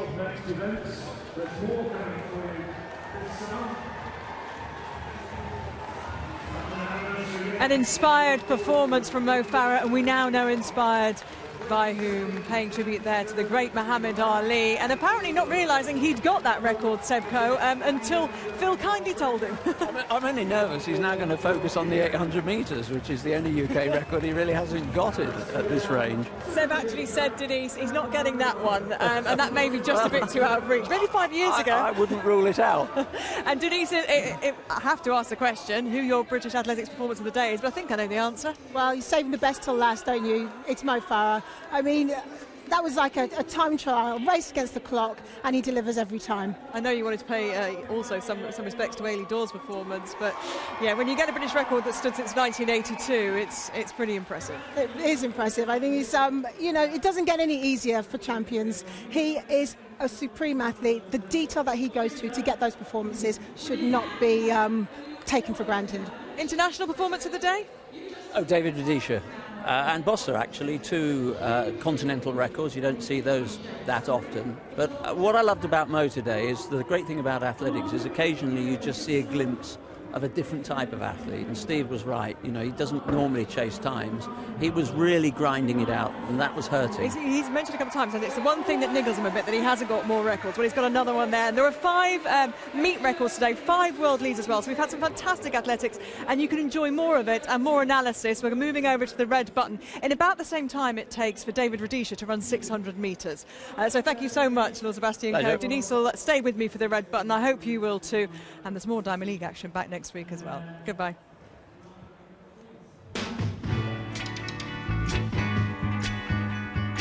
That's what it means to him. I've got to tell you, that's good. He's just done what he does best. Well, what does it have in store for us this year? Oh, that's a huge jump.